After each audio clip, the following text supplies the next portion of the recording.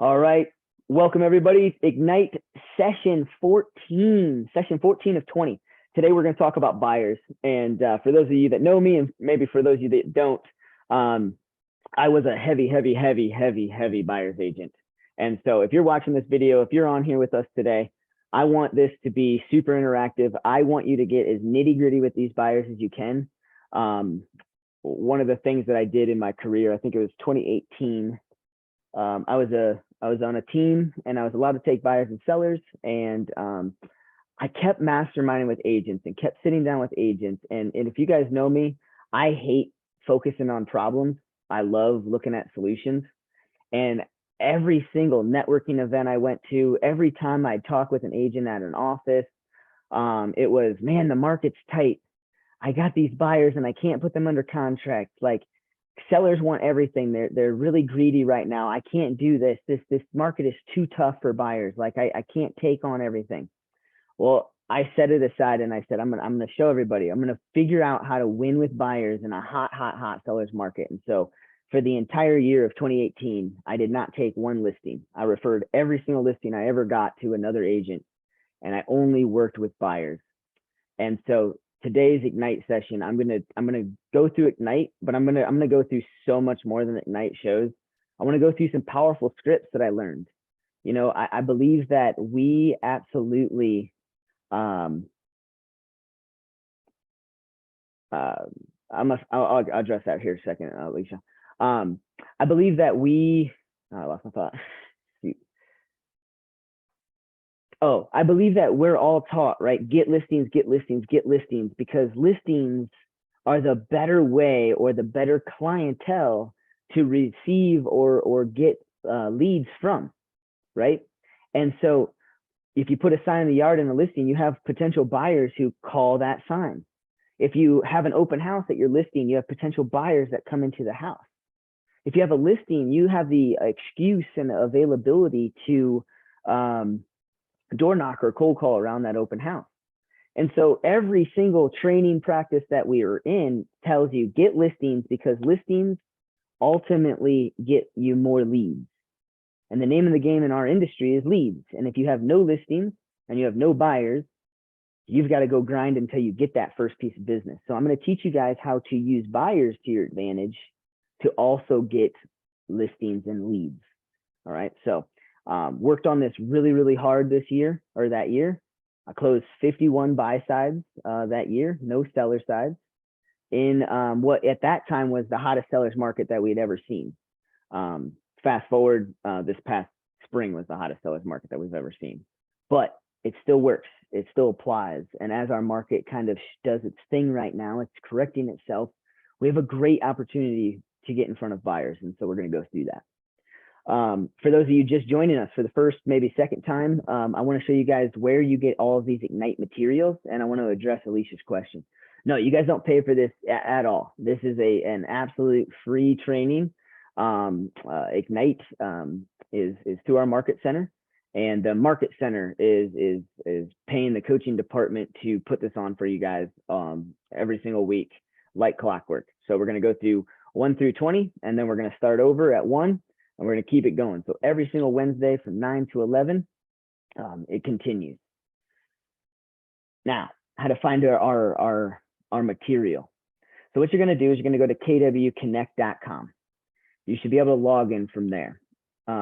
If you don't know kwconnect.com, my personal preference is I go to mykw.kw.com and I go up here to education. Education takes you to KW Connect. So when you think Connect, think of KW University. KW Connect is the education portal from International. So this is 100% free online training. You know, Harry, Claudia, and I think we do a great job for you guys. But you know, one of the things in my career that I preach is you can only learn so much from one instructor. If you guys have an opportunity to take Ignite at a different market center, do that. You're going to hear it delivered a different way. You're going to hear that coach's or that trainer's different style and technique. KW University has a bunch of different things in there, different courses. Some are paid for, some are free. Some are online, some you have to fly places. But anyway, KW Connect, click on Ignite 2022. So the other reason why I'm pretty amped up today or about this Ignite series is it just changed. I've been Ignite facilitator for about 5 years now, and the old Ignite was great, but I felt like it was condensed. It was only about I think 11 sessions. They've actually expanded it to 20 sessions. That's how much detail and material I felt like it was missing. And so the trainers always had to add that extra layer on. Now it's all kind of spelled out. It's all in a very simplistic plan. And so you guys can get all of those materials for free. I want to slow down my voice here. I do not want you guys to go down here and click purchase these course materials. They are free. Free.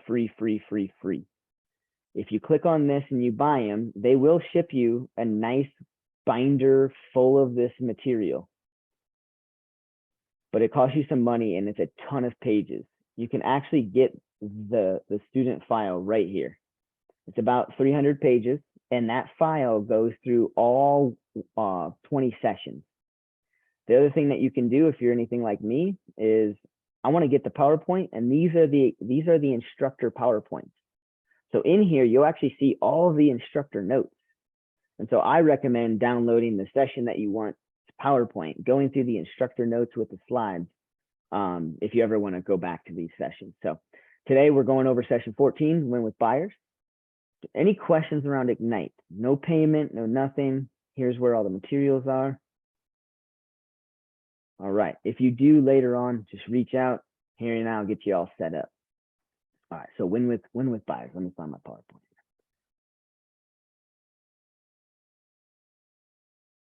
All right. Everybody see my screen? Harry, shake your head if you see it. Sweet. Let's rock and roll. All right. As I just mentioned, we are on session 14 of 20. All right. We've made it through all of the basics, becoming a real estate expert, going through lead generation and lead follow-up. I want to pause here and I want to emphasize this. If you're lead generating and you're receiving some of your leads, understand that the transaction comes way later in the game. Keep going. You've got this. All right. Leads just don't come out of the woodwork and want to sign and go under contract on a buy side tomorrow. Every now and then they do, but for the most part, leads have to be generated. You have to put them on a follow-up campaign, and then you've got to touch base with them until they're ready or until that motivation comes out. And so as you can see through Ignite, we had 5 sessions on lead generation alone and 4 sessions on lead follow-up alone. So out of 20 sessions in Ignite, the only thing we talk about with transactions is the very end. So if you're lead generating and you're feeling like you're not making any progress, keep going. The lead generation and lead follow-up phase takes a long time to really funnel those leads out into a transaction. So let's get started. Win with buyers. That's pretty much what I just said. Lead generate, lead follow-up. Look how much time this stuff takes, right? In order to get from, you guys are all here starting at your real estate career. It takes a while to get to that closing table. Now, you can successfully do it in about 3 months, but you've got to take a massive amount of actions around these 2 items. Here's what we'll go over today. The right approach to close for a meeting is only the only approach. The right approach to close for a meeting is the only approach. What that means is when you guys get good at lead generating and following up, you're gonna know when to just ask for that appointment. Because the reality is if you're asking enough questions, right? When are you moving? Why are you moving? What's the main driver behind it? What happens if it doesn't happen in that timeline that you just spelled out for me? When you go through all of those pieces and all of those scenarios, and all of a sudden the weeks go by and the time starts to come into fruition for that person's needs, there's nothing left on the table. All you have to do is say, hey, look, it's been great chatting with you over the last couple of months. Not sure if you understand, but we're actually 3 months away from your lease being up. it's time that we start to sit down and really start this journey. So is there anything that we haven't gone over that would cause you not to meet with me this Thursday at 5 so we can go through and talk exactly what we need to talk about for you to buy a home? You see, when you get through everything and everything it's like the cart, or it's like the horse is in front of the cart. Everything is going in a sequential order. Now there's nothing left but an appointment. So just ask for it and they'll take it. A buyers. All right. So if you've been with us through lead follow-up and lead conversion, you know that A buyers simply means that it's the buyer most likely to convert here soon because of a timeline. So I'm not going to go through this graphic too much. This graphic was in one of the past Ignite sessions. We hit it really hard. Again, if you're just starting out in this career, say you've been with us for a couple of months and you're really frustrated that you're not down here, my question to you is how much time are you spending in these areas? Because in order to follow up with leads, you got to get the leads. In order to get leads, you got to do massive amounts of lead generation to be able to capture those leads. And so this funnel or this circle of events basically shows the sequential order to find those A buyers. There's a few folks on here that have been following us on Ignite. Somebody go ahead and define for me an A buyer.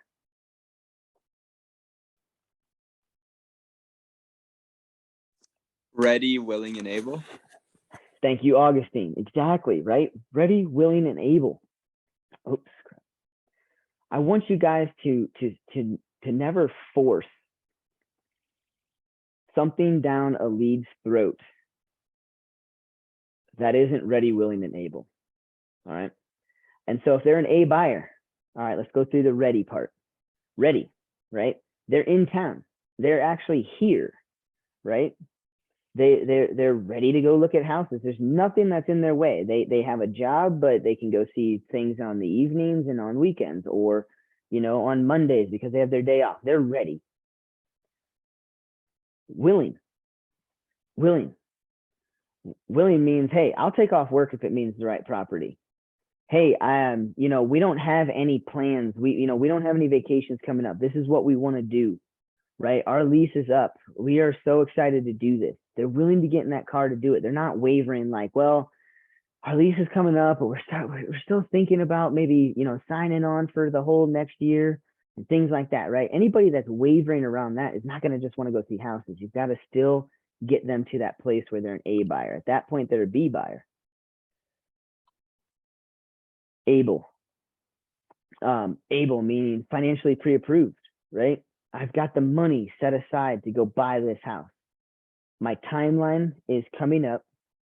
I've got time in my schedule to go do this. And I've got the financial capabilities of pulling the trigger and closing on a property. That is an A buyer. Questions about that? All right. So an A buyer, what happens is you get a lead, and most likely any buyer leads or seller leads that you get, more than likely they start off as like a C lead, and you've got to do some lead follow-up over time to advance them from a C category to a B category, from a B category to an A category. And there's so many different ways that happens, right? Some buyers are on a month-to-month lease. They're 100% willing to buy a house.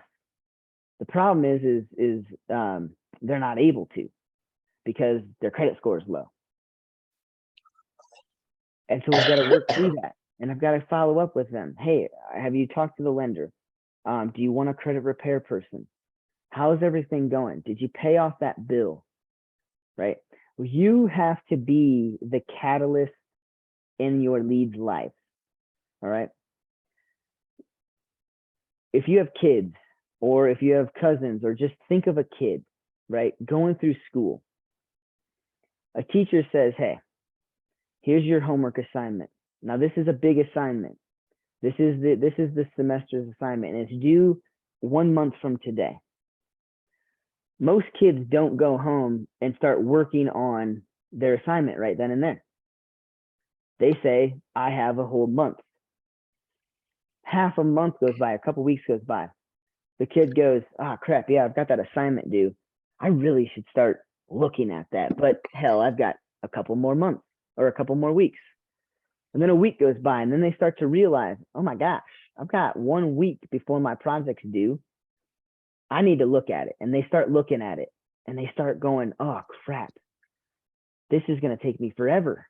No wonder why they gave me a month to do this, and I've only given myself a week. This is going to stink. I'm going to have to wake up early, stay late. Mom and dad are going to have to help me, whatever that is, right? You see, that scenario that I just set up is a buyer who's working with an agent, and the agent's not touching base with them, versus a buyer or a student who has a teacher or a parent or somebody in their life that says, hey, here's this assignment. And this assignment, I'm giving you a month to do it because it's going to take some time.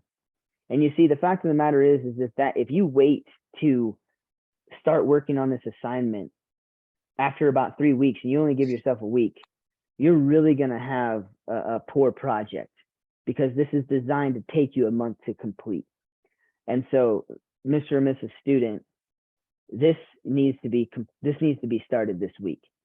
So for this week 1, I want you to read through the curriculum. I want you to understand exactly what you're going to be doing. And then after week 1, after you understand, week 2, you're going to get started on it. And that's where you're going to go through your trial and error phase. Week 4 or week 3, you're going to want to start solidifying it. And week 4, you're going to need it done. You're going to need to have it done, ready to turn in and ready to present. As those weeks go by, the parent, guardian, or teacher is constantly checking in. Hey, week 1's done. Where's you at? Did you get this thing done? You see, that type of scenario is more likely to have a student who has a bang up presentation or project at the end of the month versus the student that just takes the assignment, blows it off, and doesn't think through why was I given a month to do something? That's okay. I'm just going to do it later. You see, our buyers and our sellers are no different, you guys.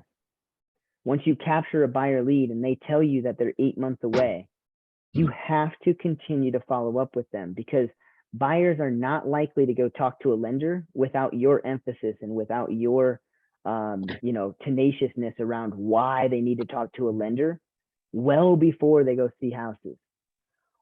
As an agent, you need to follow up with your buyer leads and let them know, hey, we can't go look at houses until you have a lending in order. The other thing is we can't go look at houses and have enough time to actually look for the home that you want if you have one month left in your lease. We've got to go under contract with like the first house that you see in order to close before your lease is up. So as a good agent, you have to follow up with that lead every single month until they get to about 6 months out. When they're about 6 months away, you need to follow up with them maybe 1 or 2 times a month until they're about 3 to 4 months out.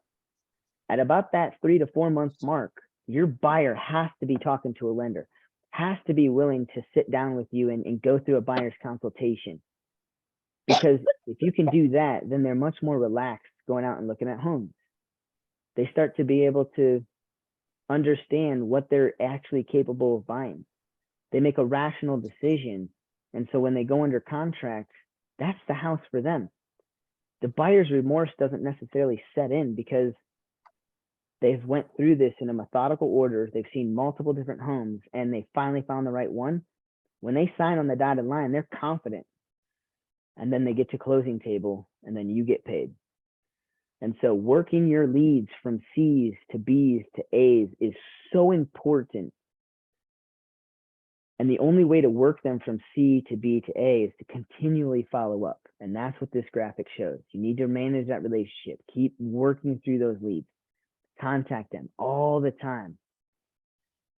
And when they're ready, they'll start to meet with you.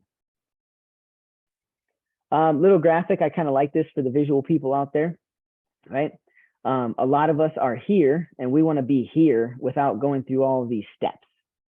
Leads to appointments, consultate or prepare for the consultation, have it, find them a home, negotiate an offer, go under contract and close. As soon as they close, remember and understand that these leads have real estate top of mind. especially buyers. All right. Sellers have real estate top of mind, but the selling side of things is not fun typically for a seller. It's a pain for a seller. They've got to pack up all their crap and all this stuff. A buyer, they close on their house. It's a new adventure. They get to settle in and make it their own. They're telling everybody and their mother how they just bought a house. If you don't have a post-closing buyer follow-up system outside of your yearly 4266 touch for your database, you're doing it wrong. You have to have a post-close system after a buyer closes, because real estate's so top of mind when they move in that they will naturally run into multiple people in their database that have real estate questions or are doing real estate business.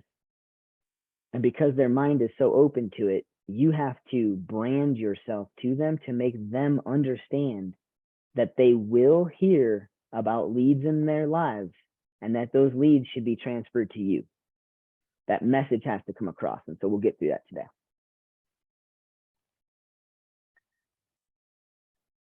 All right.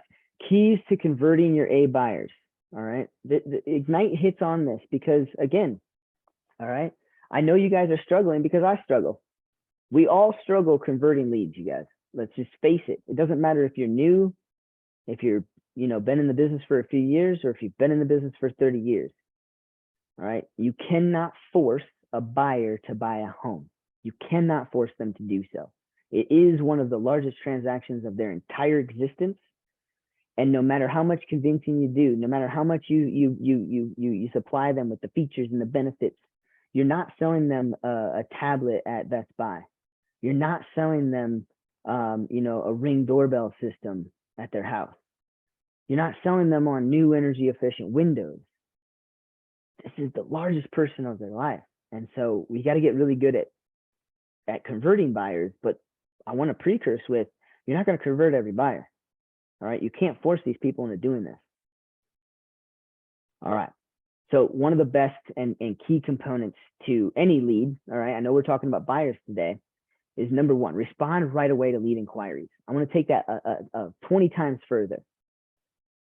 Communication is the ultimate game that we have to play with people in our lives. All right. For those of you that are copping out of calling your database once a quarter because you feel like you just got into real estate and 3 months blew by because you went through all of your trainings and you did everything at the office, and man, all of a sudden you wake up and you're 90 days into your real estate career, and it is time to start calling through your database again in your phone. A lot of new agents go, I just called them. I don't know what to talk about. Look, you guys, communication is key. You have to be in front of those leads. You have to be in front of your database. You have to make those calls. When a lead comes in, you have to respond right away. And once you respond, you have to continue that communication. You have to set those expectations. Hey, Mr. and Mrs. Buyer Lead, thanks for talking with me for the last half hour. I totally understand and have a clear understanding of your picture and your life. I know that you're not going to be looking to buy a home for the next 8 months. And naturally speaking, it probably, feels like I'll be reaching out to you a couple of months before you want to. But the reality is that I pride myself on communication. You see, I know that questions are going to come up throughout this process and this journey that you're taking. And so I'm actually going to be giving you a call once or twice a month until we really get ready to buy that home. Now, the main reason why I'm calling you is just to make sure you understand that I'm here for you. I'm also going to be giving you a call so you can ask me any questions that kind of start to come to your mind about real estate. And the other reason why I'm going to continue to follow up with you as time progresses is because you're going to run into people in your life that also want to do real estate or have real estate questions and want some help. Would you do me a favor that as you walk through this journey, you keep your ears and eyes open for anybody in your life that also maybe has some questions? Because you see, when I take you through this journey, I need to have somebody else lined up to take them through that journey too. And you're going to help me with that, right? And they all say, yes, Bruce, of course. Of course. Yeah, no, excited. I appreciate you taking your time with us. It sounds really good. We're super excited, but we still need to let our lease, go by. That's no problem. Keep your ears posted for me. Ask me any questions and I'll call you in about a month. All right, talk soon. Bye. Always respond to them right away. As soon as your database says, hey, I've got somebody who wants to talk to you about real estate, jump on it. What's their contact information? I'm going to set aside time today to give them a call, right? Somebody gives you a call and says, hey, Bruce, I got somebody for you. They want to buy a home. They want you to give them a call right away. Hey, I'm actually camping. Is this something that I need to drop down to, some cell phone service to give them a call to have better reception? Or is this something that you can, relay to them that I'll be giving them a call first thing Monday morning, right? Whatever it is, you got to respond right away to that inquiry. You got to respond right away to that person giving you that lead. Get valid and complete contact information, right? You guys, real estate happens everywhere we're at. You'll be at your kid's sporting event and somebody will come talk to you about real estate and you get a lead and you put in their phone number in your phone and you've got it. And over time, you guys, you do this over and over and over and over again. If you don't set yourself up with the right habits when you first start, it's really hard and things fall through the cracks. So as soon as you get a lead, the next thing that you do before the day ends, you put them into command. You put in all of your notes, everything that you have. And I love the command system or really any CRM system because it shows you your voids, right? I'm at a sporting event. I'm watching my daughter play, whatever. And somebody comes up to me and they're a lead and I put their name and phone number into my phone. When I get back to the CRM or command and I start typing in, I'm like, oh crap, I need an email address for them at some point. I need to know what their birthday is. I don't even know where they currently live. Like a CRM is not just to hold information, it's to really show you what information you lack and then create an opportunity. So an opportunity in command is a place where it's like your pipeline, right? A lead is an opportunity for you to close some business. And so you need to create an opportunity because through that opportunity, you can actually watch that buyer go from a C buyer lead to a B up to an A. And if you take Ryan's tech class around command and opportunities, you'll start to see how powerful that is. And so I'm not going to show you that today. There's a completely separate class on command and what an opportunity is, but you got to be doing that stuff. Determine their motivation to buy so you can speak to it. All right, this is where I want to role play. So I need a volunteer. I am going to role play with you guys on motivation. All right. One of the things that we just, so 1 is respond, 2 is enter the data, 3 is determine motivation. Do you guys see, where are you guys at? I just lost you. Hold on one second.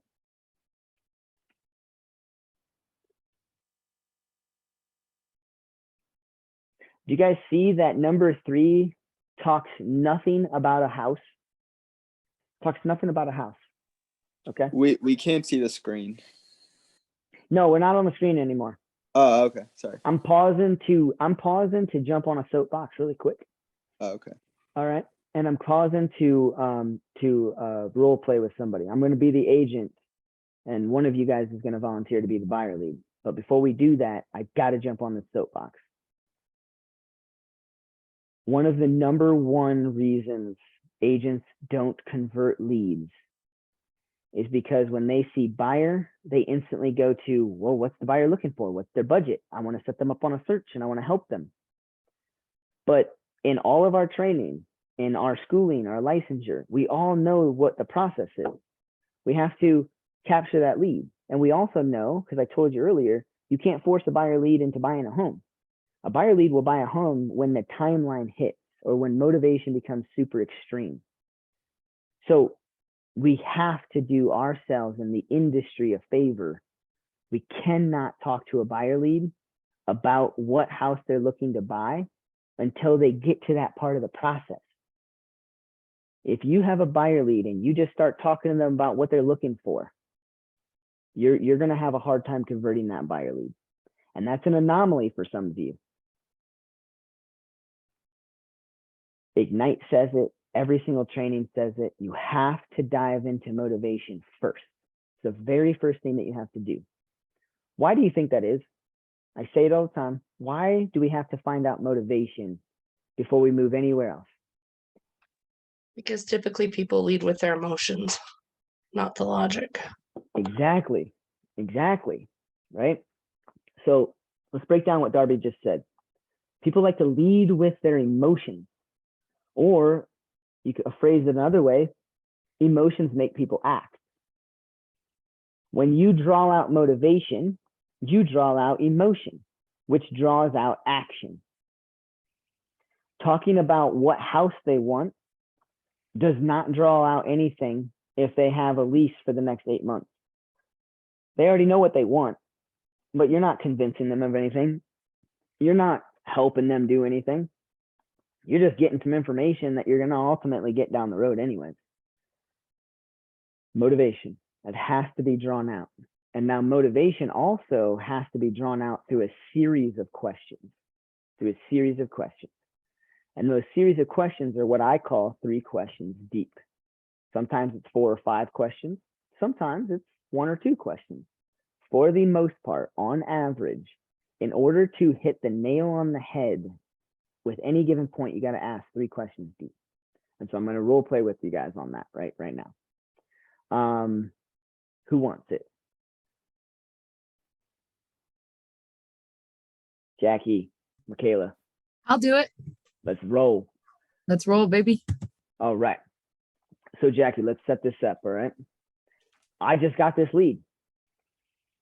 I have no idea these points that I'm about to hit you with, okay? I'm going to pretend like I don't know, but I need to set you up with what you are. You're a buyer lead, and you are, let's call your leases up in June of next year. Cool. All right. And you got my name and number. That actually is where my lease ends. Is it? That's fine. Yeah. You got my name and number from a friend of yours because you guys just went to Cheyenne Frontier Days or something, and you guys got to talking, and they said, hey, you should give Bruce a call. Perfect. All right. I'm gonna role play with Michaela, and I'm gonna put my tee up when we're gonna kind of stop the role play, and I want to show you guys what I'm doing. All right, ring ring. Hello. Hey, good morning. This is Bruce. How may I help? Hey, Bruce. Why are you calling? Wait, am I supposed to be calling? No, you're calling me. You're a lead. You got my name and information. Sorry. Oh, perfect. Hi, Bruce. I am just kind of curious. So I got your name and info from a friend of mine, and I was looking to purchase a home within the next year or so. Oh, nice. That's fantastic. Hey, give me a sec. Let me grab a pen and paper.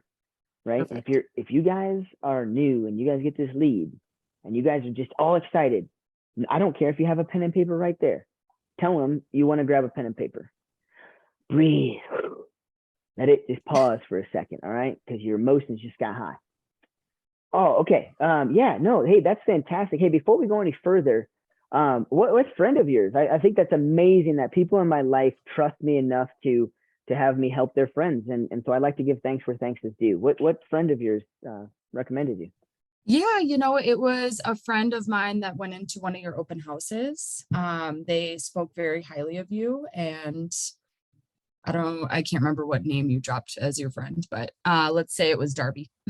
Awesome. Oh, Darby. Yeah. Okay. Awesome. Well, hey, after we get off the phone, I'll reach out to her. I think that's amazing. So write that down, right? You have to give thanks where thanks is due. If people in your database refer you business, oh man, Darby is going to get schmoozed to no end. Darby, hey, thanks so much for sending Michaela my way. And that's all that conversation is going to be. And then she's going to get a thank you note with probably a Starbucks card in the mail that says, thank you for your continued support in my business. It doesn't say thanks for referring Michaela over. You guys know and understand you cannot do that, right? You cannot give an item of value for a referral. So the way around that is a Starbucks card to Darby that says, hey, I really appreciate your support in my business. The other thing that I do is I will send somebody else a Starbucks card that day that didn't give me a lead. And I will say, hey, thank you for your support in my business. because then if anything comes back down to me, I can say, no, I was just feeling frisky that day. I gave Darby a Starbucks card and I also gave Jackie a Starbucks card.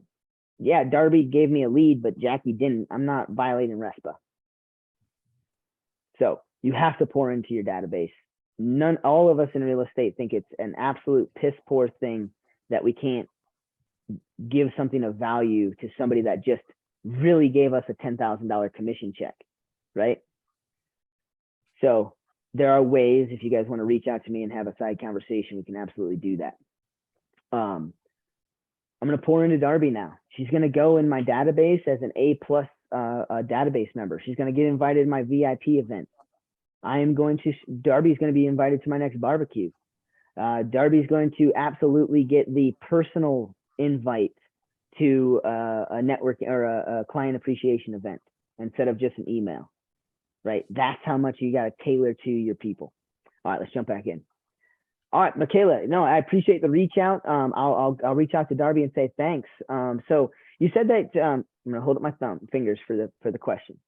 You said that you're gonna be buying a home in a year. Do you currently own a home or do you rent? I might have missed that Yeah, part. I rent. My lease is up in next June, so we definitely got some time, but I want to start looking to get pre-qualified and everything, just to get a jump start to everything. I so appreciate that, Michaela. You don't understand how many times somebody comes to me and says, Bruce, got your name and information and told me to give you a call, and I'm kind of in a pickle. You see, my lease is up in the next month and a half, and I really got to be out of here about, a month from now because I got to get the thing cleaned and, my landlord's got to do a bunch of stuff to it. Can you help me? So, Michaela, I really appreciate that you reaching out now. Remember me this, what day in June is your lease up? The 21st. The 21st. Okay, right on. And is there, you're calling me at a great time, and I'm not trying to push you into doing anything. Is there anything in your lease that says you can vacate the lease early if we find, let's say we find the most pristine property in March? Is there anything in your lease that says you can vacate early, or any notices that you have to do, or any penalties you might have to pay? Yeah, I would definitely get a penalty, but I mean, if I subleased out and found somebody to cover over my lease, I'm sure I would be okay. Okay, so what I hear you saying, Michaela, is the reality is if you get pre-approved and the market seems to tee up, right, say late fall, maybe this winter, maybe early spring, you have an option or an out to basically, get somebody in to fulfill your lease and sublet it. And would you be willing to do that? Or are we looking at pulling the trigger around, sometime in May to close early June so you can be in? Yeah, if I found the perfect property, I would 100% try to sublease, or, I would even take the fault on getting out of my lease early if it's worth the deal. Okay, right on. Well, I appreciate that, Michaela. And you see, one of the things I hope Darby relayed to you is I can be a bulldog in this industry, but I also want to match your intensity level. And so being that, you're able to kind of buy, quote unquote, tomorrow, once we get pre-approved, yeah, I really appreciate you reaching out. And the next step that we're going to need to be doing is probably talking to a lender. Would you like any lender recommendations or referrals? Yes, I would love that, actually. Gotcha. Hey, let me ask you a few more questions around lending. Do you have any what kind of money do you have saved up? And I'm getting kind of personal, so if you just want to talk to a lender about that, that's okay. No, that's totally fine. Yeah, I have about maybe 20,000 saved up. I definitely, within the next few months, I want to save some more for closing costs and stuff, but I think I have a good little chunk saved up. I will be a first-time home buyer, so. Oh, that's fantastic. Heck yeah, nice. Well, hey, yeah. So if your goal is to save up some more money over the next couple of months, then realistically speaking, you're going to have to make a decision of whether you want to get pre-approved today with the 20,000, or do you want to get pre-approved today and just let the lender know that you're going to be working towards that? Because the last thing I want you to do is want to save up some more money, but then we find the right house. So I guess more than what I'm asking it, Michaela, is do you think it's due time that we meet and get things going, or would you like some time to save up some money before we meet to go over the buying process? I think I'm pretty able and ready. Yeah, I would love to meet up and get the ball rolling and try to figure out, because I know I do want to lock in a good interest rate right now. I do know interest rates are rising. So if I can lock in an interest rate and maybe get pre-approved now, I'd be willing to go for it. Fantastic. And then I'm going to set up the appointment and I'm going to go from there. All right. But you see, when somebody says I'm a year out, I'm almost kind of pushing back on Michaela, like, unless you're ready to meet right now, I don't know if there's a reason to. So let me see if I can draw out a reason to. Let me make Michaela want to. And that's what she did. She walks right into all of those questions, right?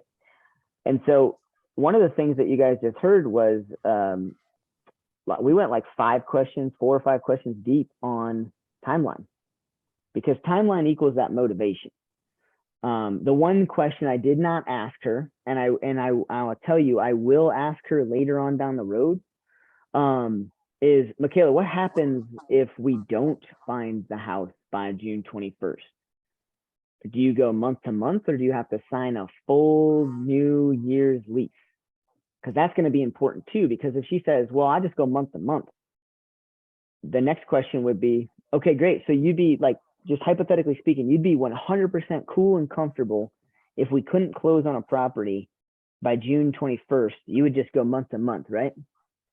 And if she says, yeah, I'd be fine, then I don't see that she has a high motivation, a high intensity.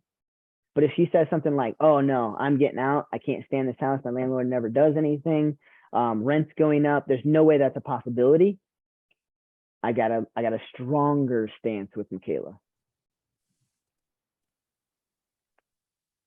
We went 4 or 5 questions deep just on that timeline. And so you guys, as a good agent, you have to go that deep with those things. You cannot get on the phone with Michaela and get super excited, ask who referred, and they say Darby, and you say, okay, Michaela, when are you looking to buy a home? And Michaela says next June. And then you say, okay, great. Well, hey, the process takes about 3 to 4 months. So I'm going to go ahead and touch base with you, in the next, about once a month until time comes closer. Does that sound good? Great. All right, Michaela, hey, it was great meeting with you today. I'll talk to you here in a few, and yeah, I'll, just be touching base, so that way when the time comes, I'm here for you. That's a poor agent, you guys. All right, if you're doing that, or that's just naturally what you think to do, that's okay. That's okay. All right. You're not going to be great at this job, but you can't do that, you guys. Michaela's going to go and meet with another agent that does what I do.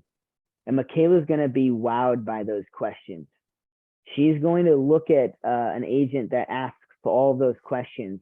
And that agent's going to get Michaela to go, yeah, you know what? I actually could get started today. Like, I could talk to a lender and I'd be happy to sublet my lease out.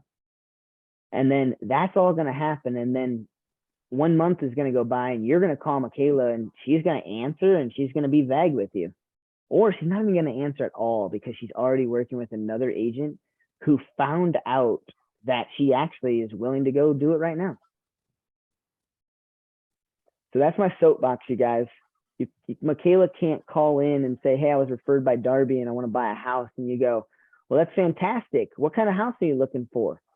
Oh, your lease is up in June? Well, hey, I'll tell you what, you're looking for a 3-bed, 2-bed bath house for $500,000 and less in Loveland. I'm going to go ahead and set up a search for you. And then, you let me know if there's any houses you want to see or that you're intrigued with. And, we'll just kind of work through this process as, your months go by before your lease comes up. Again, horrible, awful. That person is going to go and meet another agent that's going to get them to move faster. That's going to be more convincing. That's going to draw out why they're moving, right? So that's just a brief example. You got to find motivation, you guys. Questions on that? Am I making anybody feel clammy? Yeah, no, that was really good. Thank you. Well, and you're welcome. Because it's happened to me before too. Like I've had so many things in my pipeline, and they're like, oh, my lease isn't up for a year. Let's touch base in a few months. And I don't ask them these questions, and I probably should have. So now I feel like I need to contact a lot of people. Call them. Yeah, And I will. You guys, one of the things, I think Hallie Bandy called me the other day. Somebody called me the other day and said, Bruce, I don't know what to do. I just got off the phone with a lead, and I forgot to ask him. I forgot to ask him this. Like, what should I do? Like, should I wait? Should I call him back? Like, call him back. It's an easy conversation. Hey, Michaela, what's going on? It's Bruce again. Hey, I know we just got off the phone, but I was just looking at my notes, and I was entering some things, and I was starting your file, and I forgot to ask you X, Y, and Z. So, Michaela, you have all every right to go talk to a lead, even if your time isn't ready to go talk to that lead. Go ask them those questions, and just say, hey, I got to thinking about you today, and I forgot to ask a few questions. Cool. I totally will. As soon as Ignite is over.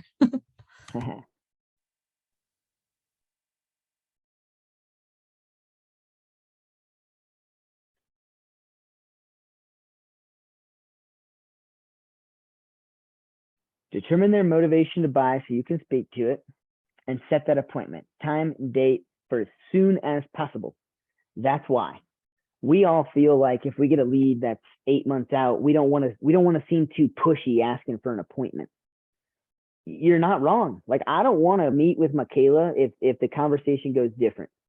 Well, Bruce, that's a good question. I actually looked through my lease, and it's like $5,000 for me to vacate, or I have to pay the remainder of the lease off. And so, yeah, ultimately, I'm not doing anything. I'm not starting the process. I don't want to do anything until April, because I can't pay a double mortgage payment from rent and mortgage, and I need to do that. Okay, great. So I'm not asking for an appointment right then and there. It's not soon as possible is not today. That makes sense. But I wouldn't know as soon as possible is today or not if you don't go through all those questions. All right. The 7 close to appointment tactics.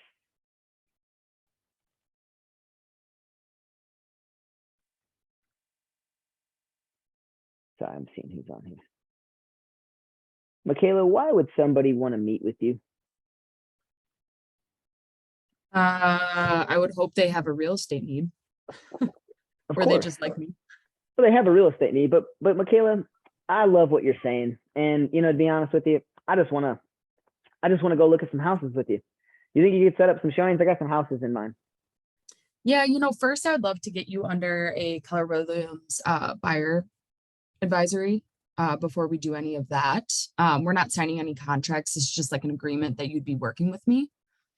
Oh yeah, I can sign it at the house. Yeah, bring it to the first house. That's no problem. Perfect. Now, what kind of house are you looking at? No, we don't have to role play. Oh, Why? So you guys don't want to go take buyers out and show them a house without a consultation. Like, you don't want to unless you absolutely have to. But we got to know why they need to meet with us, right? Show them the benefits of why it's important to meet with us. So when like for me, it goes back to my value proposition, right? Mr. and Mrs. Buyer, or let's just use Michaela. Michaela, I understand that you want to go see a house. You see, the fact of the matter is that there's a ton to this process, okay? And we really should spend some time to go over it. You see, 15, 20 minutes with me at my office or a coffee shop going through the buying process is actually going to save you quite a few hours out with me looking at homes. You would want to save yourself a few hours, wouldn't you? Yeah. Well, or she's going to say, yeah, okay, that makes sense. Or what do you mean it's a few hours? Well, here, the fact of the matter is, Michaela, and that's a great question. You see, if we sit down and go through the buying process, we're going to knock out all of the questions I know that you're going to ask when we find the right house.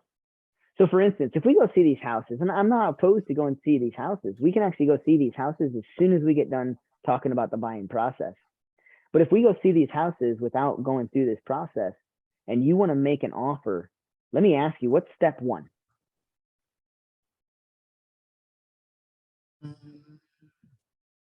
Get pre-approved. Right. And see, we're going out to see houses, and have you talked to a lender yet?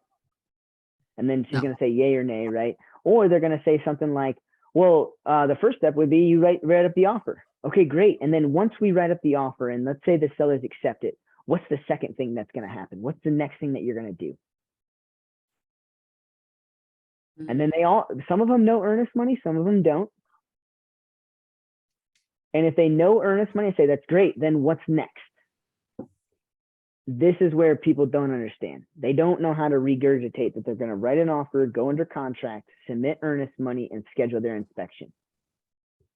You're going to trip that buyer lead up somewhere in that conversation. And you're going to say, see, that's exactly why we need to sit down. You see, when you go to buy a house, when you go to pull the trigger on a property, I want you to be 100% confident that that's the house for you and you know exactly what the next steps are. You see, that's why it saves us some time, because you're going to get to a house, you're going to love it, and you're going to think, oh gosh, okay, it's time to make an offer. Like, how does this work? What do I do? And now you're not focused back on the house. You're focused on the process.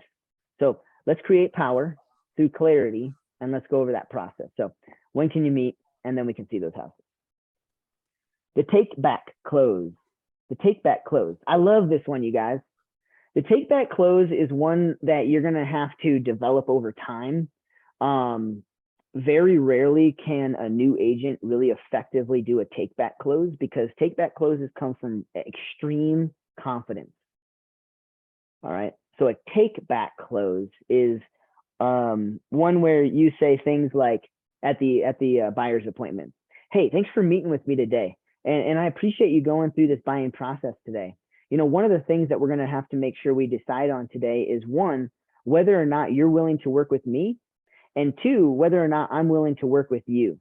And so today we're going to be looking at helping you find a home, but we're going to make sure that you and I are both a good match before we decide to work together. Does that make sense? Yes. You see, you're not saying, hey, I don't care if you want to work with me. There might be something that comes up in this consultation today that's going to cause me not to work with you. That's a take back close, right? I'm taking back the option that you think that you're interviewing me. I'm interviewing you too. Let's see another option for a take back close.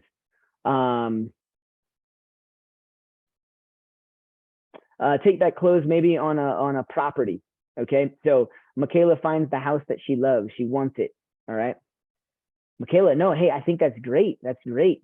Hey, Michaela, I know when we sat down, you know, you said that, you know, kind of aesthetics were a big thing for you. You know, I know you want to make an offer on this house, but I just want to be sure. You know, you see this house, it's got some beat up carpet. Is that something you plan on replacing? Like, I want to make sure you notice that. The other thing you said, you like, you know, warm, earthy tones. This entire house is painted in gray and white. Is that going to be a big thing for you? Because I just want to make sure if we go under contract on this house, you don't have second thoughts down the road.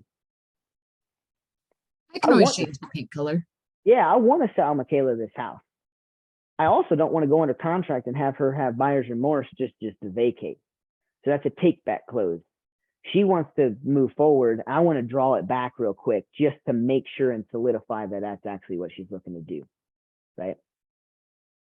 Do you guys have any other examples?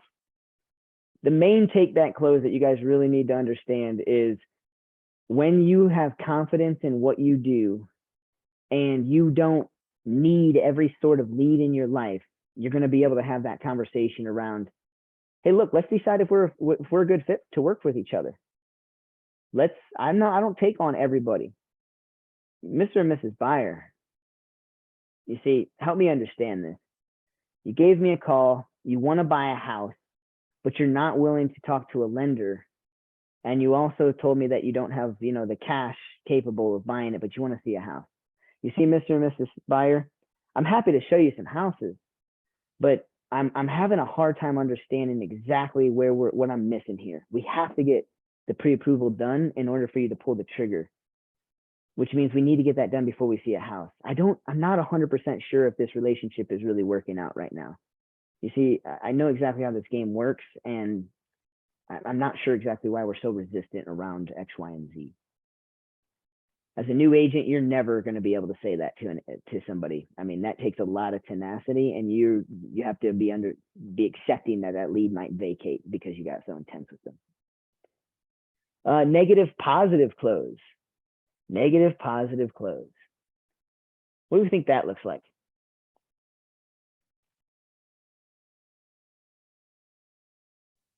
They love the house, but they hate some aspects of it. Maybe. Yeah, okay, so, okay, yeah, my mind was going to the appointment. Negative, positive, close, yeah, when a buyer kind of likes a house, right? Hey, Mr. and Mrs. Buyer Lead, you know, how'd this house feel for you guys? I mean, this house, you know, absolutely matches 100% of your criteria. Now I know, so I'm going to go into the negative part. Now I know it looks like it needs some paint and some carpet. Let's pretend, Mr. and Mrs. Seller, what happens if that carpet and that paint were replaced and were exactly what you were looking for? Would that cause you to want to make an offer and pull the trigger on this house right now? And if the answer is yes, then you know those are the only two things. So I go negative with, hey, this house matches everything you got, but I understand the negatives. If those things were changed, so change the negative to a positive, if those things were done, is this something that would cause you to buy a house, buy the house? Well, yeah, I mean, yeah, you're right. Like this hits everything, but I don't want to deal with that. Like, I don't even know how much that would cost. All right, look, I hate to leave everything to chance, and I would hate for us to go look at these other homes and not buy this house just because of something that we can find out. So let's go see these other homes. And if another home beats this house out, great. But if these other homes don't hit the mark, if these other homes don't hit the mark and the only thing causing you not to make an offer on this home is the carpet and the paint, then I'm going to go and I'm going to talk to a couple carpet people. I'm going to talk to the sell side, and we're going to get some estimates on that. What if I could get the sellers to either do these things for you or give you a credit for the dollar amount that it would cost those things to happen? So that way you could buy this house and have those things done. So negative, positive. Some people call it the sandwich method: positive, negative, then positive, negative, positive, close, whatever you want to look at. You address the negative and then you show them how the positive outweighs the negative and you move forward. A negative, positive close to set an appointment or to, you know, have them sign, you know, the buyer's agency or the buyer's agreement would be, you know, Mr. and Mrs. Seller, or Mr. and Mrs. Buyer, sorry. I totally understand what you're saying, right? And you see, the fact of the matter is that this is something that's going to be a stressor in your life. I know you guys don't want to move. I know you guys don't want to move, right? But I also know that you guys don't want your landlord to increase your rent by $200 a month. You guys have been there for so long, and you're frustrated right now. But you see, the fact of the matter is that by buying your own home, you're never going to have a landlord that is over your overarching anymore. You're never going to have to wonder or be concerned with somebody selling the house out from underneath you. You're also never going to have to be concerned with, you know, your monthly payment going up an extreme amount just because somebody else wants it to. The only time your monthly payment will ever go up is when your value of your home goes up. And so when the value of your home goes up, property taxes will go up, and that might increase your monthly costs, but that also means that you're absolutely gaining equity. So you see, Mr. and Mrs. Buyer, I understand what you're going through, and I understand what's there. But see, if we work through this process and we get to the other side, there's so much more for you on this other side. But you have to be willing to go through kind of that turmoil for the time being, thus moving, packing up all of your possessions, getting out of that rental and moving into your next house and making the finishes that you want. Does that make sense, Mr. and Mrs. Buyer? You see, there's a lot of buyers out there that will come across your plate that will really want to buy a home, but are kind of resistant because the process is painful for them. Show them, acknowledge the pain, acknowledge the negative side of it, but show them the positive side of it afterwards, and then you can get them to meet with you, sit down with you, and close. Right? And negative, positive close doesn't happen all the time because buyers are usually happy. There's not a lot of negative in the buyer's life, but sometimes there is, and you can use that as a great way. Give them what they're looking for. I personally don't believe in this one. I'm going to give them what they're looking for to an extent. Ignite doesn't really, go through exactly what they're talking about with this, but for me, you guys, I want to control the conversation, right? I need them to give me what I'm looking for. If that means that I need to give them what they're looking for in order for them to, have a win-win with me, hey, Mr. and Mrs. Buyer, I understand that you're resistant around signing any sort of agreement with me because you're still interviewing me. I want to earn my business. And so here's what I'll tell you I'll be willing to do. I'll be willing to take you out one day, maximum of 3 houses. We're going to go see 3 houses together. I'm going to show you that I'm the best agent for you. Right? So go ahead and forget about signing the loyalty agreement. Let's go see those houses. And after those houses, let's decide if we're now going to be working together. Maybe that's a form of giving them what they're looking for, right? Allowing them to maybe put the cart in front of the horse just a tiny bit with the expectation that we're going to get right back into alignment. Again, I don't give them what they're looking for. A buyer lead that wants to tell me about all of their criteria and the pieces of the house that they want to buy, but they don't have financial pre-approval, I'm not going to go show them houses. So be careful with giving them what they're looking for. I truly believe that Ignite says this because we need to service our leads. We need to be there for them. We need to listen to their needs, and we need to help them with that. But at the same breath, they need to give us what we're looking for too. Trial close. Don't love these either. I believe that you're either going to want to get them into an appointment or you're going to kick the appointment down the road. But in a trial close or an assumptive close, I think those two go hand in hand. A trial close or assumptive close would be, hey, Michaela, hey, I appreciate you talking about that. And, and ultimately, it sounds like after everything that you said, it makes sense that we actually probably meet within the next few weeks. It looks like I have Thursday available. Would that work for you? Am I off basis on that? That's an assumptive close, right? I'm assuming that based upon what she said, she now believes we should meet. I don't mind assumptive closes. I just, my thoughts are, hey, Michaela, based upon everything that you said, it's the next best thing is that we meet. So I've got some time next Thursday available to go over the home buying process. Would next Thursday at 6 work for you, or is there a better time? Or Saturday at 2, right? So use assumptive closes if you haven't really got the confidence to do an assertive close. Assumptive closes work. Hey, it sounds like based upon everything that you said, we should probably meet. Does that make sense to you? Is that where you're at? That's an assumptive close. Trial close, like I said, very similar to that. A trial close would be, hey, Michaela, thanks for calling me. Sounds like everything is ready. Let's meet up next week. I don't know. I guess I don't know the difference between a trial close and an assumptive close. You're just trying to close. You're assuming that they're ready to close. They're the same thing in my world. Tie downs. I use these with you guys all the time. I use these with my daughter. I use these with my parents. I use things when I'm negotiating at a car dealership. I use these things when I'm lead generating at a grocery store or door knocking or cold calling. I use tie downs everywhere I go. Tie downs cause people's brains to fire because a tie down is a very quick question usually at the end of a statement or a phrase or something, right? So a tie down would be something like, doesn't that make sense? Right? It's usually a redundant question, right? You say what you're going to say. It all makes sense, but then you add on, doesn't that make sense?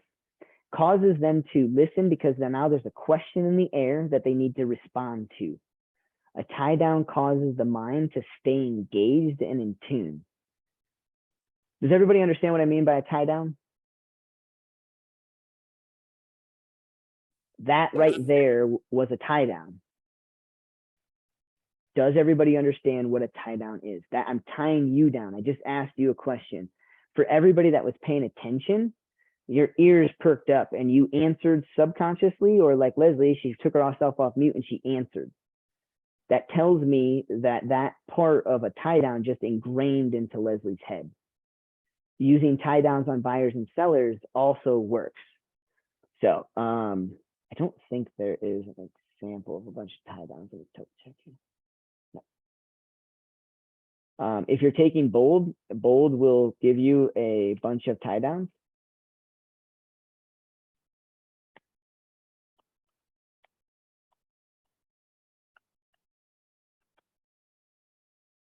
Doesn't that make sense? Don't you agree with that? I'm sure you can see how that would work for you, right? Isn't it? Don't we have an agreement? Does this help? Can you get do you think we can get this started? Wouldn't you want to? So tie downs a lot of times I think are like assumptive closes. Sorry, I didn't realize I stopped my screen share. So if you guys ever want to know about them, use them. Start to use them. I think it's kind of your last phase of your progression as far as scripts goes and appointments, but they work. They work tremendously.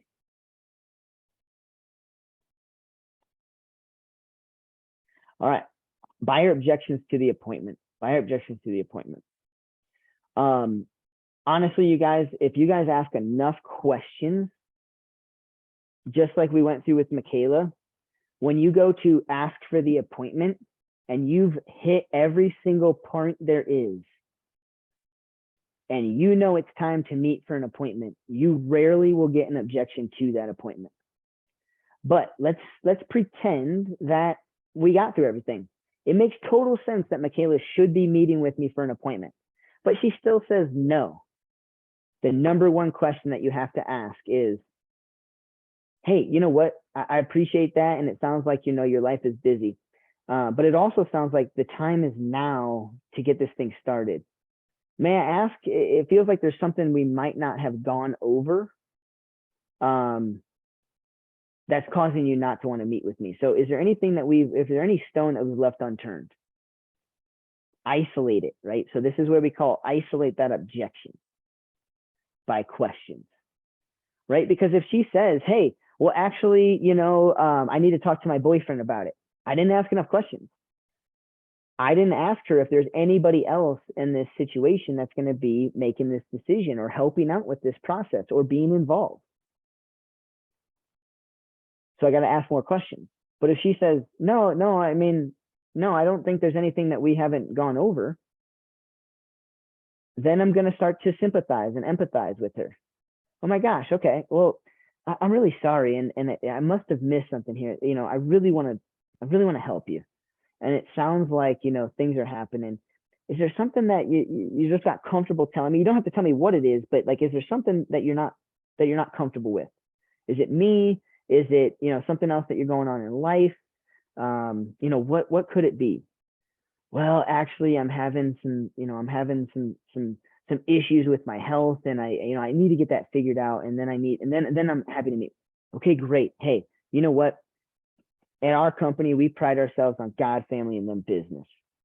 And that also means in our world that you got to take care of yourself and then business second. So yeah, buying a house needs to be put on a back burner until you get that stuff figured out. I hope everything is well. I'm not going to pry into your personal life, but I really do want you to know I sympathize and I empathize with you around, you know, health issues. Get that taken care of. But I got to ask, because I don't want you to, you know, I don't want anything to be by chance in my world. I want it to be by design. Should I give you a call in a couple of weeks, or maybe let it ride for a month? Okay, great. No, hey, I appreciate that. If you need anything in the meantime, reach out to me. I hope everything goes well, and we'll talk soon. Right? Empathize, identify the real issue, offer solutions. Right? If there's somebody with their health, there's not a solution. The solution is hey, I'm pulling back, and I am going to absolutely let you deal with your health issues. Right? Hey, Bruce, I just don't really want to meet right now until we meet with the lender. You know, I hear what you're saying. We can't go in and see a house until we're pre-approved. So why would I meet with you before I know that I can get pre-approved with the lender? What solution can we offer right there?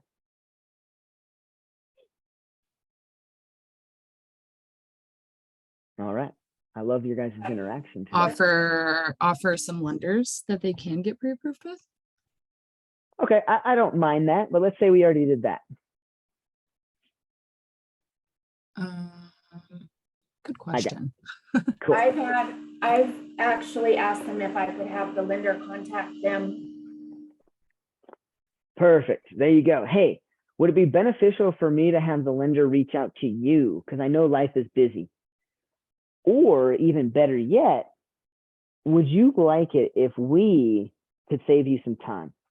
What if I gave the lender a call, found a time that was suitable for them, myself and you, and we all sit down together and we knock out this appointment all in one fell swoop? Then you don't have to set 2 appointments, take time out of your lives and out of your busy schedule, and we can, save some time and knock out 2 birds with 1 stone. So would Thursday at 5 work for you? Because I believe Grant would be available around then. So offer that solution. All right, urge an agreement. Urge an agreement. Bruce, I don't want to sign anything with you. I don't know you, and I just don't understand why I have to sign to work with you. All right, well, Mr. and Miss Byer, hey, that's a great question. You see, and here's where I'm probably gonna go through these questions, right? Hey, being that you're not comfortable, signing with me, it sounds like you might be talking with another agent, and I don't want to step on anybody's toes, but like, have you signed with another agent, or are you interviewing with another agent? Whatever they say, I'm going to empathize with that. Hey, I think that's amazing that you're talking with another agent. You see, the fact of the matter is I know that I'm probably going to be the best person for you, but you're not going to know that unless you stack me up against somebody. So here's what I suggest. Here's what I suggest we do. 1, you take me out. You take me out. I'm going to show you 3 houses. 1 day, free, no questions asked, no agreement. I want you to do that same thing with the other agent. And then I want you to decide what agent you're going to go with, because the fact of the matter is that neither one of us is going to be able to continue to work with you without some sort of loyalty agreement signed. So I urge you to start talking with that other agent. Let's set down a time that we can go out and see some properties. And I want to show you what I do to get people into homes over and above other agents. So let's go ahead and do that, and then we can get that agreement signed, because that agreement is so important for me to protect you and myself if any liabilities start to happen. Mr. and Mrs. Byer, what happens if we don't have a formal agreement set in place for us, and we go to a house and you trip over one of the stairs and fall into the next stairs and bust your teeth out? If we have no agreement or no relationship, it's going to be kind of difficult for my office's insurance to kind of start to have that conversation, because we don't have an agreement. We don't have a relationship in business. So again, we're going to go out and see a couple of houses, but then there's going to be a time where this has to happen. What other type of objections can you guys think about that you guys want to go over and pick my brain around?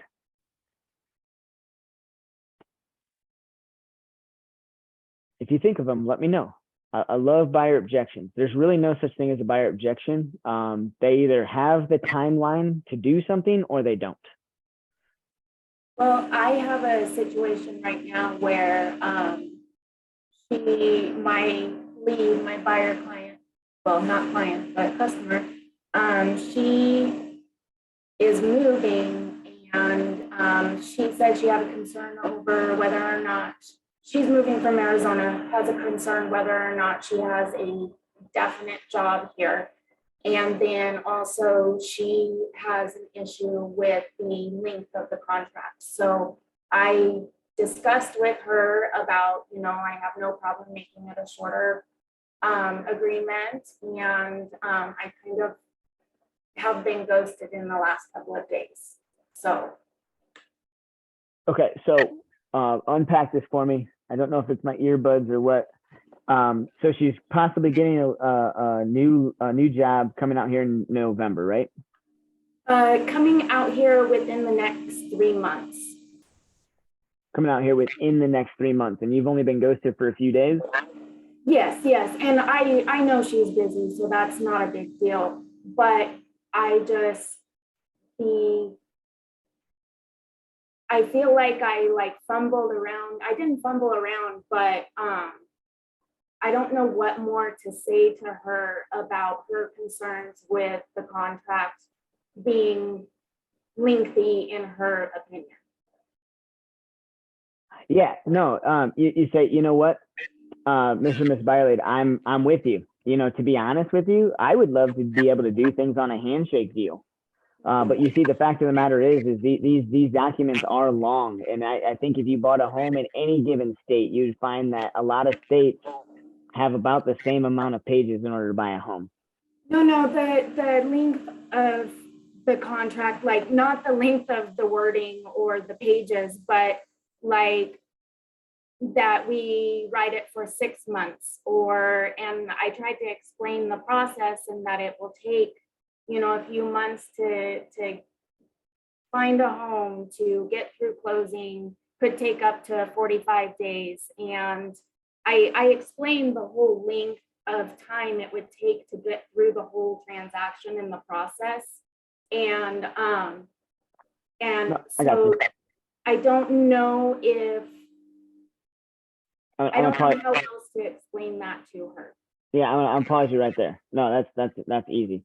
No, hey, I understand that. What kind of time frame were you thinking that we should do this for? You see, the fact of the matter is you know, 6 months, it might be a little too long, but you see, and you went through all the months, right? It takes 30 to 45 days to close. We need a couple of weeks. What would you propose we put into this agreement? Because the fact of the matter is, Mr. and Mrs. Buyer, is if we did this for like a month and we need to extend it, I'm just going to have one other page that I'm going to have you sign to extend that deadline. So I'd be happy to shorten it up for you if you see that fit. I just want to know what you might propose in this situation. Okay, I like that. Thank you. Yeah, I basically just tell them, hey, look, we can shorten this, but you know, if the time progresses, we're just gonna have another page that you're gonna need to. You're gonna have to sign another one, basically, and we can do that.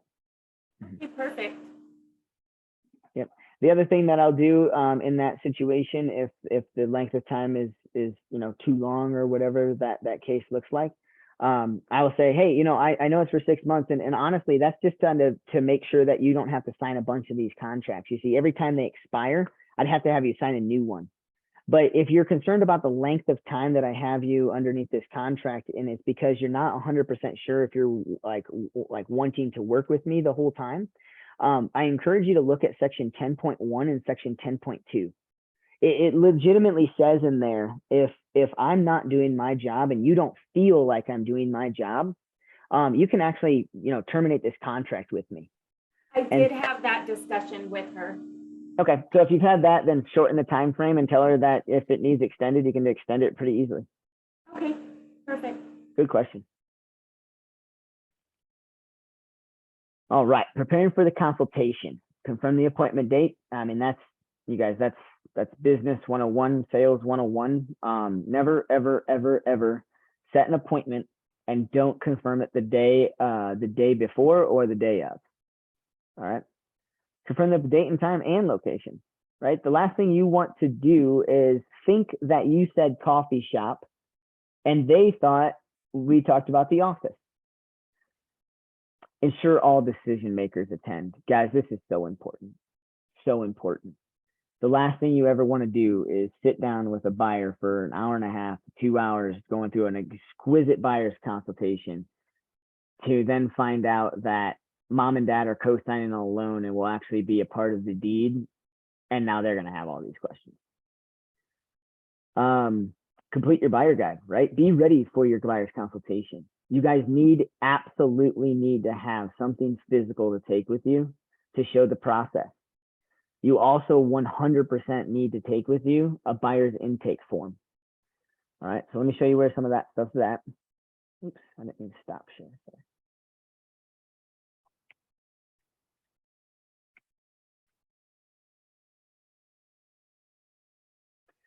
All right, so if you guys don't have this, shoot me an email after class or during class, I don't care, and I'll get this stuff over to you. So you all should have access to the productivity coaching file or Google Drive.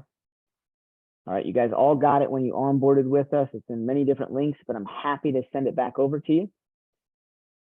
If you go into buyers, this is legitimately the buyer's flow chart that I use with every buyer's consultation I have. I still use it to this day, but it has to be done. So I always take a flow chart or a process. This is how the process works to buy a home. This is my buyer's intake form. I take this to every single buyer's appointment that I go on, so I don't leave any stones unturned. So I know for a fact I went through all the details. And by the end of the appointment, I want all of this to be filled out except for one thing. The only thing I don't ask is, are you working with a real estate agent or not? I don't ever want to give them that option. If they're working with me and only working with me, I'm pretty much guaranteed I know that. But if I give somebody the option, hey, are you working with any other agents? You know, are you interviewing any other people? Now I just gave them the idea. Maybe we should interview with somebody else.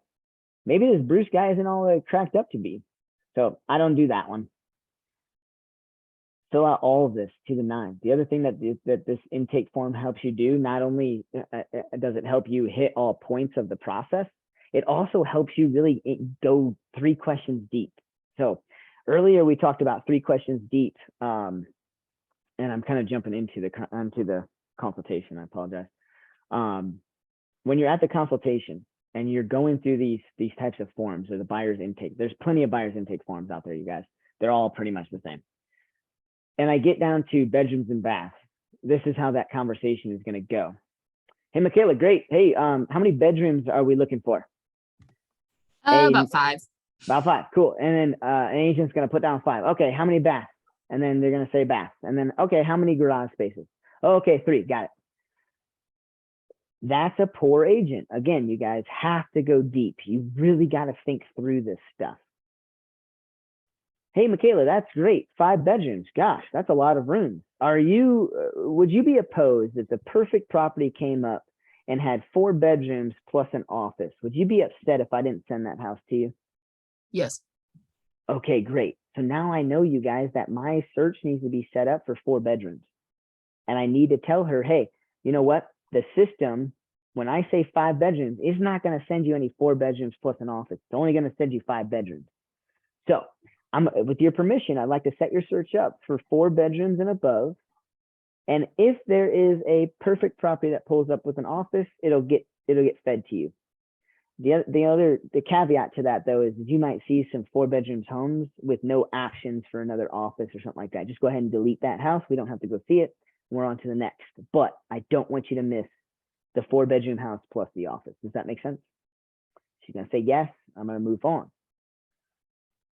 Michaela, I got to ask you again. See, 4 bedrooms is still quite a bit. What if there was a 3-bedroom house with a fully unfinished basement that was well within your budget? Would you be opposed to finishing the basement down the road to add in the extra bedrooms that you need? Or is that something that's off the table? Perfectly fine if it's off the table. Just want to make sure.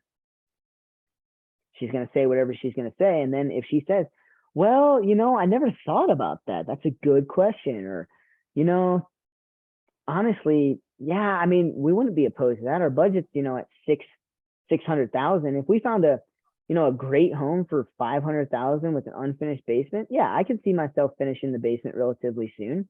As long as it, you know, would be worth what we put into it. So yeah, I wouldn't be opposed to that. Okay, great. I'm going to set you up for 3 bedrooms and more. We don't have to see anything with 3 bedrooms without a basement. Delete everything that you don't like, but I just want to make sure that you see all of the homes that are available to you. All right, you guys, that was big, right? You guys got to do that with all of these pieces of criteria, right? Mr. and Mrs. Buyer, are you looking for an attached home or a single family detached home? Single family only. Okay. Would there ever be a point? I'm going to set your search up with single family only. But if we're not finding the right home within your budget, would there ever be a point that you switch from single family only to allowing attached and detached? Or if that's completely off the table, I just want to know so I don't ask you down the road. It's going to cause them to think, right then and there. They might say, just put on single family. But then later they might know to say, hey, Bruce, you know what? We got to thinking about it. And there's just nothing in our price points. I started looking online. Can you believe some of these townhomes we could get? They're like double the square foot from some of these other homes we're seeing. I mean, yeah, they have an HOA fee and, there's not really a yard, but, I don't really want to take care of a yard. So, let's go ahead and add those in. That call does not happen unless you ask them at that consultation, because they just never think about it. They just constantly think that you're not providing them with enough houses that meet their criteria within their budget. And now they think you're hiding stuff from them. So you've got to go into these and you got to ask multiple questions. Location, I don't leave location to chance. Michaela's not going to tell me that she's willing to look in Fort Collins and I'm just going to write down Fort Collins. I'm going to say, hey, Michaela, hypothetically speaking, perfect property pulls up well within your budget and it's in Wellington. Would you be opposed to Wellington? She's going to say No. yes or no, right? And then I'm going to go north, south, east, and west with her.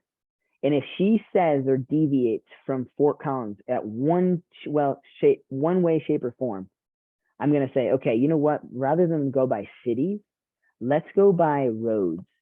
So you said you want to look primarily in Fort Collins, but you're okay with Wellington. What's the road? So let's get out a map, and I literally will get out a map at a buyer's consultation with the buyer, and I'll say, look, here's Wellington. I'm going to draw a map. Any houses that are above this line are not going to come into your search. Any houses that are below this line would come into your search. So let's go through north, south, east, and west, and let's get all of that stuff figured out. Questions about the intake form? Okay. There's a couple sample buyer guides in here. So you guys can create these through Canva. You guys can create these through command on designs. You guys can hire somebody to do it. You can go on Google and try and do it yourself. I don't care. My big thing is I'm a big proponent of, you need one of these and you need to know how to talk around it, but you do not read your buyer's guide word for word at the listing. You're going to bore the pants off of people. I really like the Fishkin Teams buyer consultation. I use that one. There you go. Nice. See, you found something you like. This one's short. This one's only like 5 pages, right? I'm a short guy. I like to bring this, and I like to briefly go through everything. I also love these, you guys. Your buyers have to be scared to walk into a new build without you. I want you guys to scare the pants off of them. They need representation. So I always show them these things. Did you know that builders require appointments to work with all buyers? Blah, blah, blah. Here's from the Builders Realty Council. New construction. Are you planning on buying a new build? Then you need a professional real estate agent to represent you.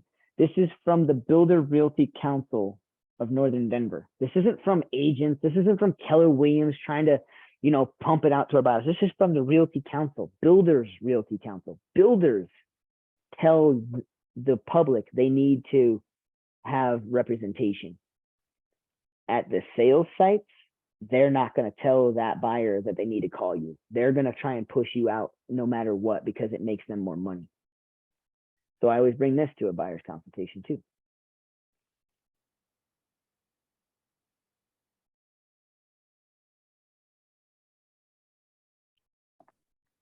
Questions so far?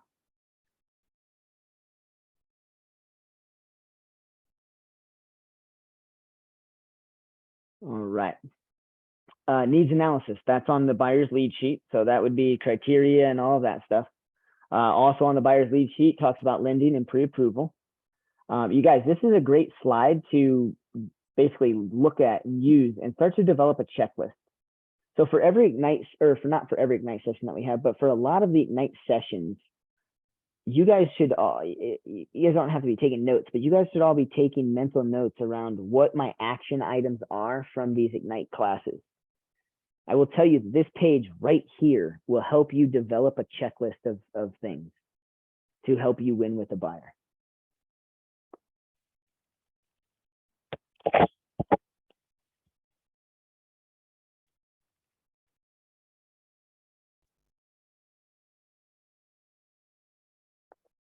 Can you guys hear me still? Yes, I can hear you. Rock and roll. All right.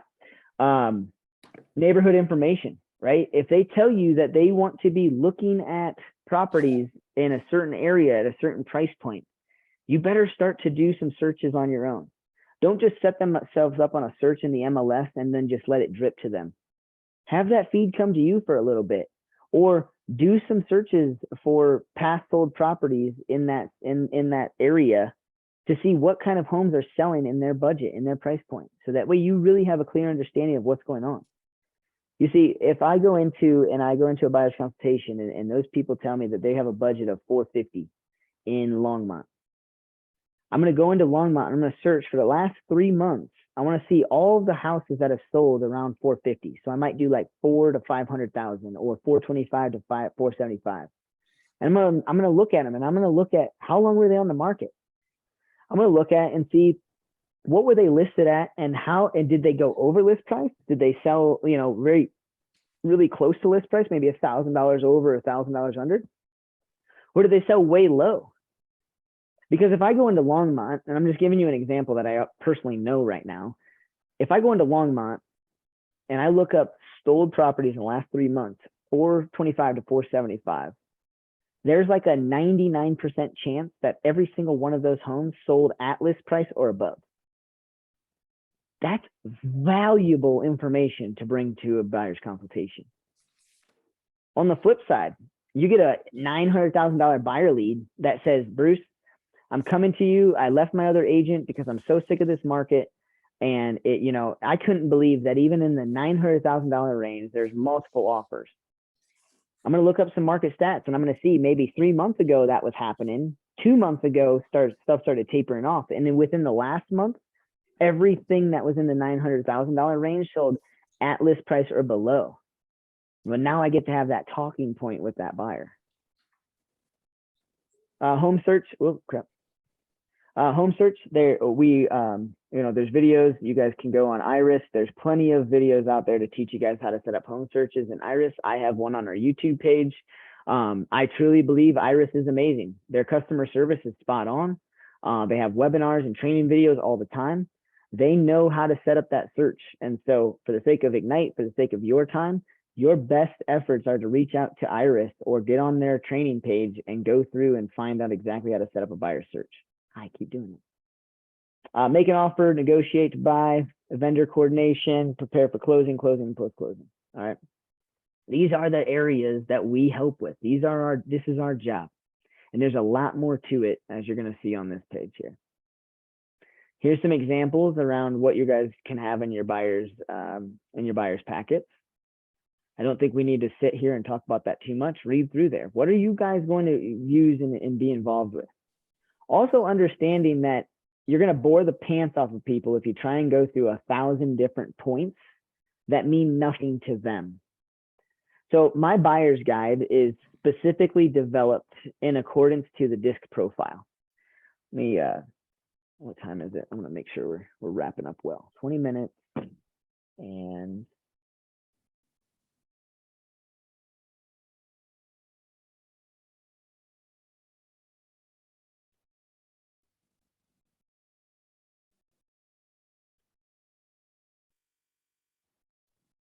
okay. Yep, we're right on time. Cool. All right. We're going to go through the buyer's guide right now, and I want to wrap your head around something. All right, because there's a lot of slides in here. You just saw me click through. I am not going to sit here and read them verbatim. I want you guys to download this PowerPoint or download the Ignite Buyers thing. I want you guys to come back to this session in Ignite. It's PowerPoint number 27. When you go to develop your buyer's guide, it's probably very imperative that you bring up this Ignite PowerPoint and you sit down with yourself and you go through some of the things that I'm going to ask you right now. What are you willing to talk about? You see, as a young agent, I truly believe you guys need to really condense your buyer's guide, because you're going to want to know how to talk about each page in that buyer's guide if they ask the question. All right. If you have 30 different things in your buyer's guide and you're a brand new agent, I'm really going to have a hard time understanding how you're going to articulate every single one of those things, because you can't get a buyer's guide out and read it. You have to turn the page and go, Mr. and Mrs. Buyer, this page, what this says in a nutshell is blah, blah, blah. If you have any questions, go ahead and take it home and read it, but we're going to just skip past this. Let me know if you have questions. Mr. and Mrs. Buyer, okay, we're going to hit home on this page right here. All right, let's go through this in very big detail. You need to know how to do that, because the page that you think you want to gloss over and you say, hey, you know what, why don't we go ahead and read this at your leisure, blah, blah, blah. And the buyer says, oh, actually, I just read something intriguing on that page. Can you explain to me why it says this, this, and this? Be careful, you guys. Your buyer's guides could bring up questions that you're not going to be able to answer, and they're your guides. It's not going to look very good or favorable for you if you can't answer your own questions or your own or the questions to your own packets. So again, these are basics. My buyer's presentation has never, ever, ever, ever been more than 5 or 6 pages. And this is an example of something that you could get into about 30 pages worth. My buyers, I also want you guys to think about your buyer's consultation tailoring itself to all different types of personalities out there. If you've never taken a DISC course or a DISC profile class, you need to take one. If you've never taken the DISC profile, I want you to go to Google and type in 123 test DISC profile, and that'll bring up a website to 123test.com, and it's a free DISC profile assessment. It'll teach you what the DISC is. It'll teach you who you are too. But the DISC profile is a DISC. There's 4 major personalities in this world. And my buyer's guide wants to hit all 4 major personalities. And it's not going to be turning into a DISC class. I just did a DISC class about 2 or 3 weeks ago. It's recorded and it's on the Empire page. But the 4 main personalities, you have your D, you have your drivers. These are the bullet point people. These are the type A personalities. They don't want a lot of fluff and they don't want to read a lot of things. They want bullet points. The next person is a high I. High I's are social butterflies. They're kind of, they like to talk. They have no problem talking. They have no problem telling you in like 45 minutes what type of house they want. A high D will tell you what type of house they want within 3 minutes. A high I, they'll sit there and talk for 45 minutes if you're not careful. A high S, this makes up 69% of our population. Okay, so almost 3/4 of our population are high S's. So you have to make sure your buyer's guide tailors to them.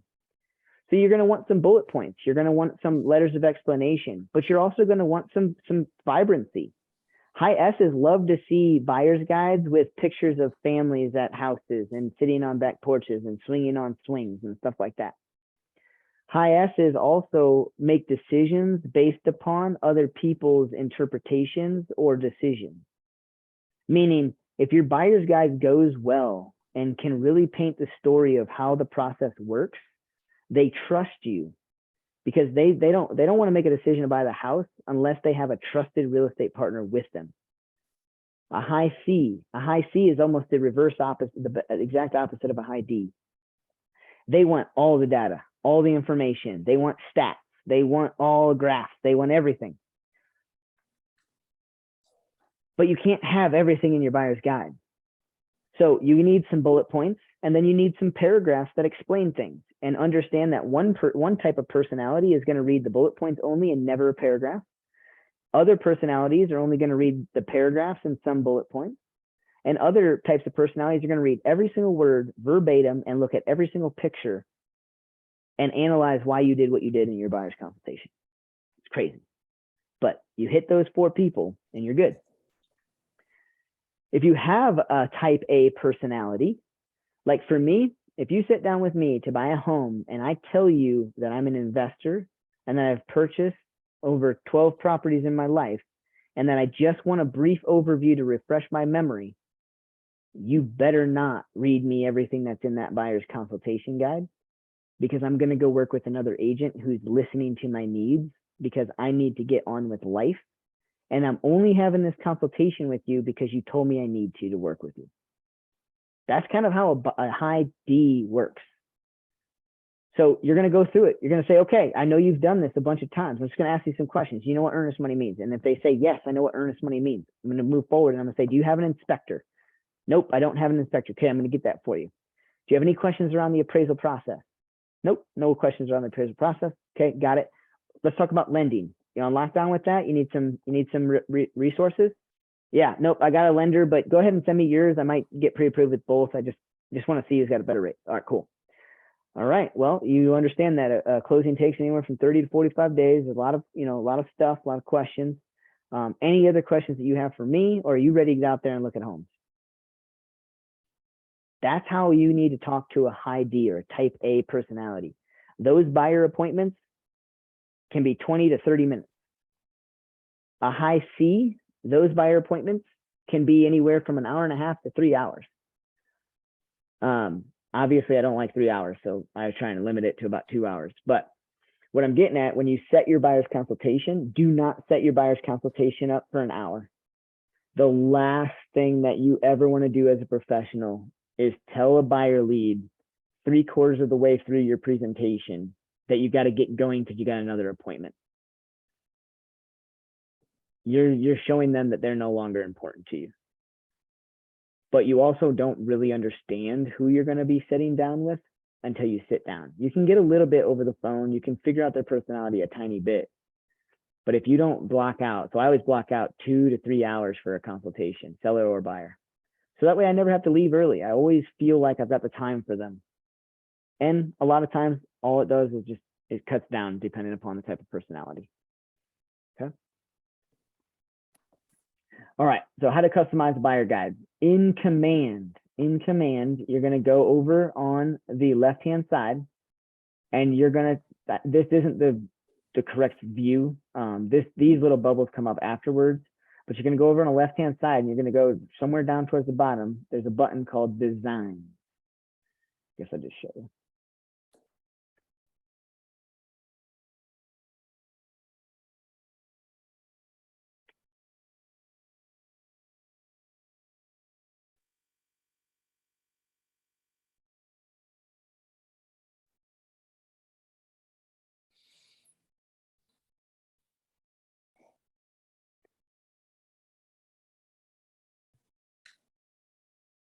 All right, on the left-hand side, like I said, you're going to scroll down to Design, click on that, and then you can create a design. I want prints from a buyer's consultation. And now this should look like what we were looking at on the Ignite PowerPoint. Well, sort of, I guess. I want to go to Buyer. I want to go to Buyer Presentation. And you guys, here are pre-printed, pre-templated buyer guides. If you like the darker versions, here's a dark version, lighter version, different fonts, different styles. Go through, right? Click on these, scroll through them. Is this my style? Nope, next, this is my style.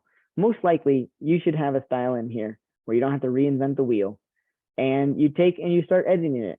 Take away all the pages that you don't want to talk about and develop your buyer's guide. Have that thing ready. All right. Especially for you guys that are new. I know you guys burn out from lead generating 6 hours a day. So if you have 8 hours in your working day and you're working on real estate full force and you're lead generating for 2 to 3 hours, you're going to some of the classes for 2 to 3 hours. There are still hours left in the day that you guys have to be practicing. You guys have to be creating these things, right?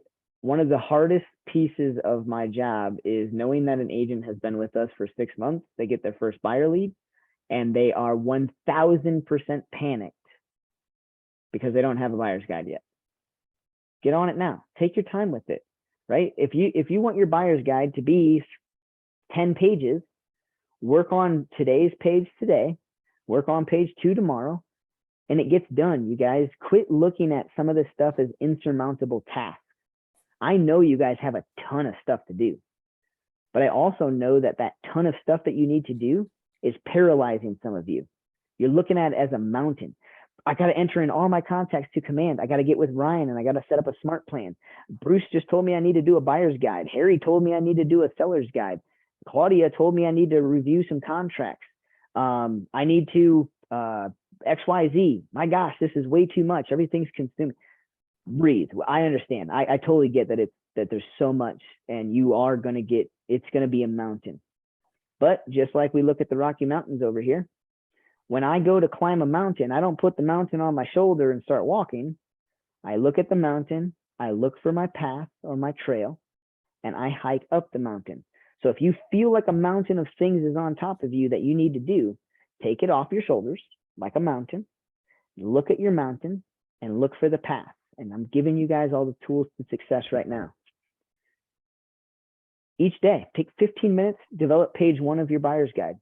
Another day, 15 minutes, do your seller's guide. After about 10 days of doing 1 page a day, you're done. So if you've been with us for like 3 months and you're frustrated that you don't have a buyer's guide yet, it's because you're not taking it by bite-sized chunks. You're trying to teleport up the mountain. You're looking at the ground level and you're like, all right, I'm going to find this teleportation device somewhere. It's going to happen.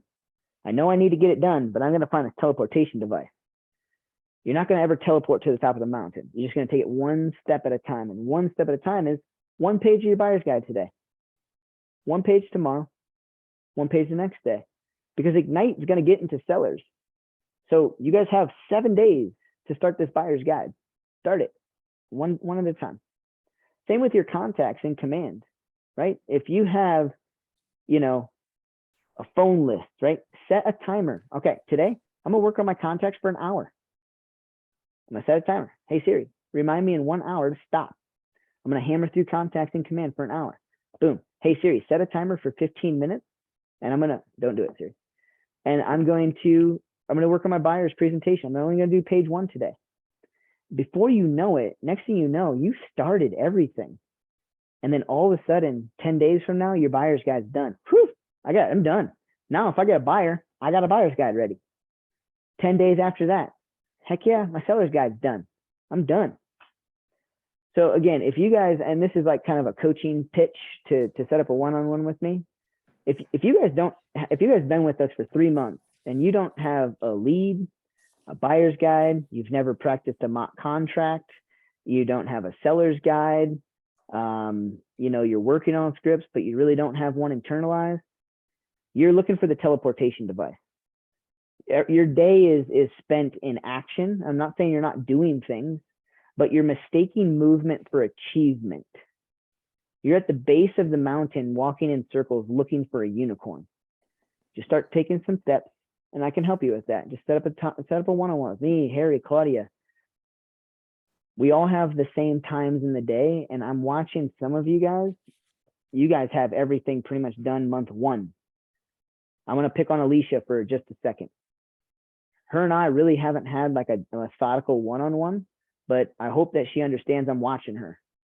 I walked by her office a couple times yesterday, and she was hammering through command. She is walking up that mountain. Now, Alicia is also probably in a spot where if you guys ever walked up a mountain, she's looking at it and she's walking it. She's doing everything that she's being told, but she's going, where's the peak? I can't even see the top of this thing, right? So Alicia, keep going. I'm watching you. I see you. You're taking those steps. You're walking up that mountain.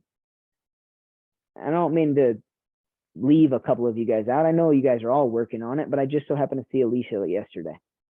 She's not even on here anymore. 1 step at a time.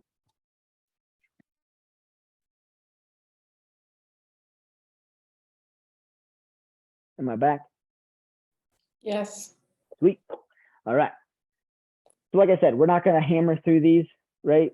These are examples. You guys need to take Ignite and come back to them.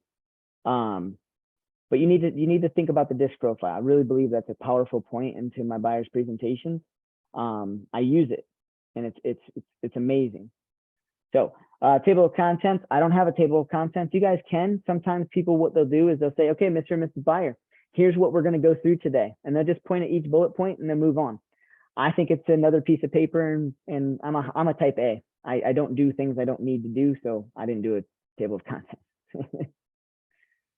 your needs come first. You know, this is where you kind of talk about you and how you're going to help them and why you do what you do.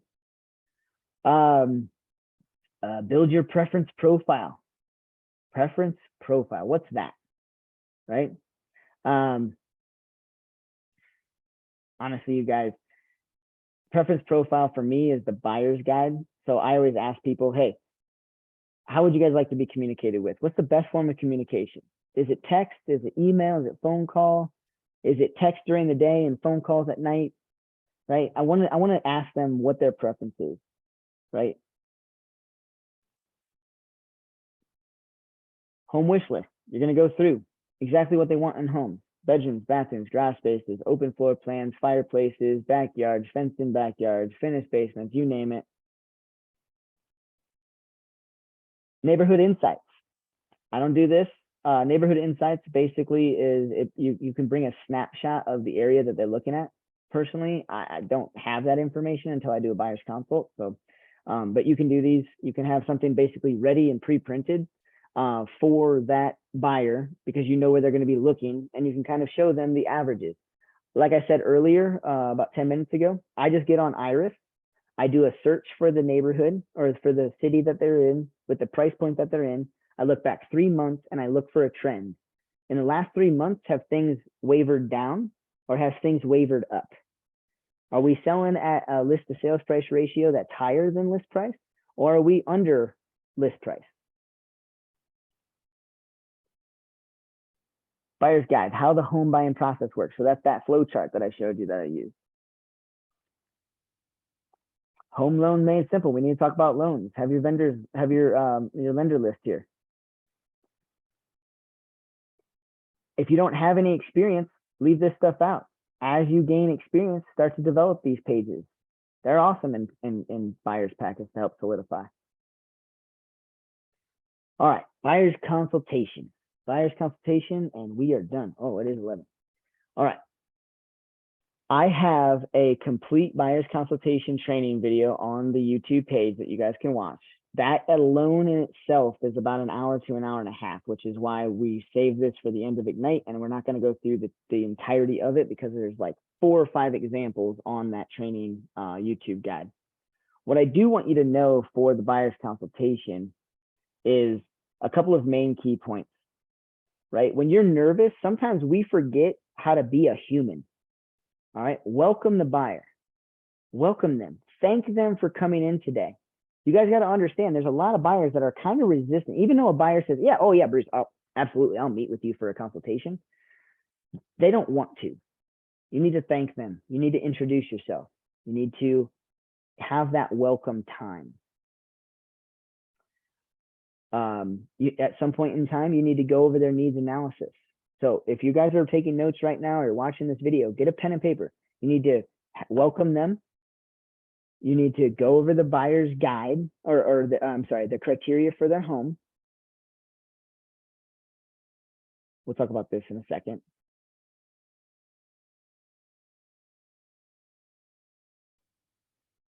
You need to welcome the buyer. You need to go through the criteria that they want to buy.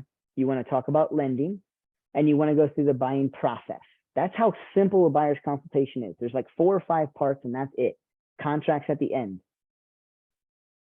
Again, watch those videos. It teaches you exactly how to set up your buyer's consultation. It goes through an example, and it's awesome.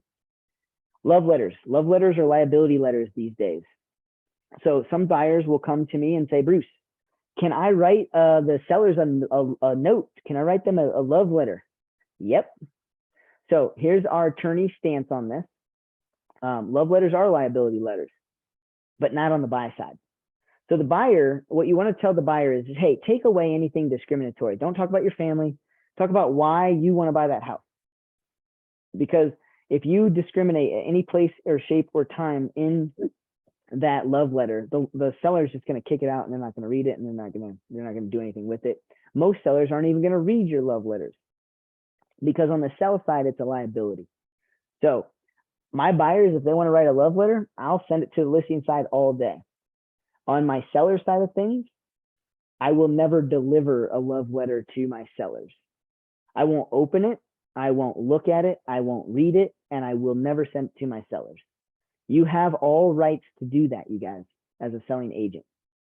You do not want your sellers to read a love letter, because if a buyer that loses out on the house can prove in a court of law that your seller did read their love letter, they might be able to claim discrimination.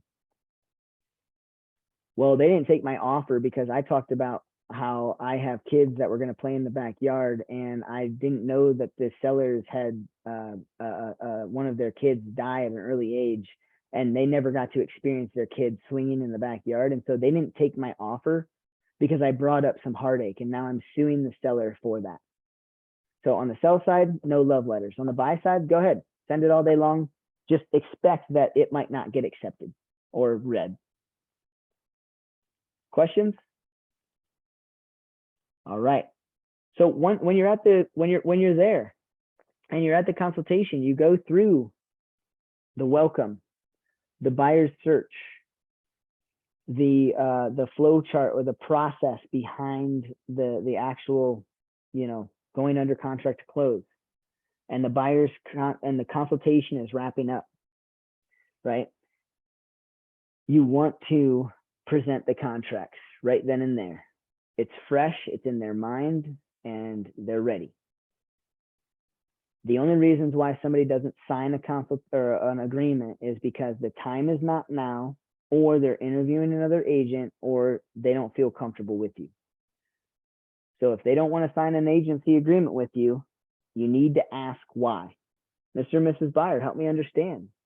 I feel like this is the next part of our process. We must have missed something. Is there something that we didn't go over today? No, Bruce, you did a great job, and I think everything's great. Great. Well, hey, help me understand. All right, so we went over everything. We know the next step is to talk to a lender and get all of it done. Are you planning on signing this after you get a pre-approval letter? Yeah. No, we didn't want to sign anything until we know we can actually buy this place. Oh, okay. Well, hey, you know what? I totally respect that. So that sounds good. So what I hear you saying is, let's get the pre-approval letter. We'll get this thing signed. We'll get out there showing how. Awesome. Great. Hey, nice to meet you today. I'm going to go ahead and call the lender so we can get that process started, because again, for my file, I'm going to need this signed. So while we're in person, shouldn't we just get this thing signed here? I'll backdate it. Why don't I start this contract a week from today? Would that be okay? You think you can get your thing signed? I'll tell you what, I'm even going to put in the bottom of the contract, should buyer not get pre-approved within the next 7 days, this contract will automatically terminate. Does that sound good, Mr. and Mrs. Buyer? Yeah, okay, Bruce, we'll get it signed for you. Boom, getting it signed right then and there. Sometimes you can, sometimes you can't. You will have people that say, I absolutely have to think about this and I'll sign it the next day. Great. Well, I'll tell you what, I'm going to put this in your inbox, and if it's not signed by 10 o'clock tomorrow morning, you're giving me permission to give you a shout to see what's going on, right? Cool. I'm going to give you a shout at 11 tomorrow. I like my buyers searching on the MLS and our KW app. So, wrapping up the consultation, I'll say, hey, look, I'm going to get your search set up. In the meantime, I understand buyers are excited. If you want to search for homes on a third-party website, I encourage you to use our Keller Williams app. I'm also going to set you up on our MLS, so you can have both searches kind of coming from both ways, but the Keller Williams app will allow you to kind of set your experience how you see fit. It'll keep the controls in your hand. Sound good? Great. Well, Bruce, why wouldn't I use Zillow over your KW app? Well, you see, our KW app actually is tied directly to the MLS, and so it's updated every 15 minutes, and it has some of the most relevant information. You see, Zillow is an advertisement company that turned into a broker. Zillow's website wants consumers to go there because they want to pay, or they want people to pay them for advertisements. So they're going to do and put in front of you whatever they see fit in their app, and you're going to see houses that aren't even on the market anymore. You're going to see houses come up that are already under contract. You're going to see so much stuff that you may or may not want to see. And so if you want to buy a house, you're going to want to see only the homes that are available on the market, right? Well, great. Download this app. You can use Zillow if you want. Just understand that there's probably going to be times that some of the stuff isn't going to make sense. So send me an address that you're not seeing on the KW app, and I'll figure out why. Okay, great. Let's roll. All right, guys. It's Ignite. We're done. This is an interactive class. All right. So your action items today are, you have to be getting your buyer's guide started. one page, one day at a time, and it will get done. Do not be that agent that says, oh, I'll get to it soon. Or once I get my contacts in command, then I'll start it.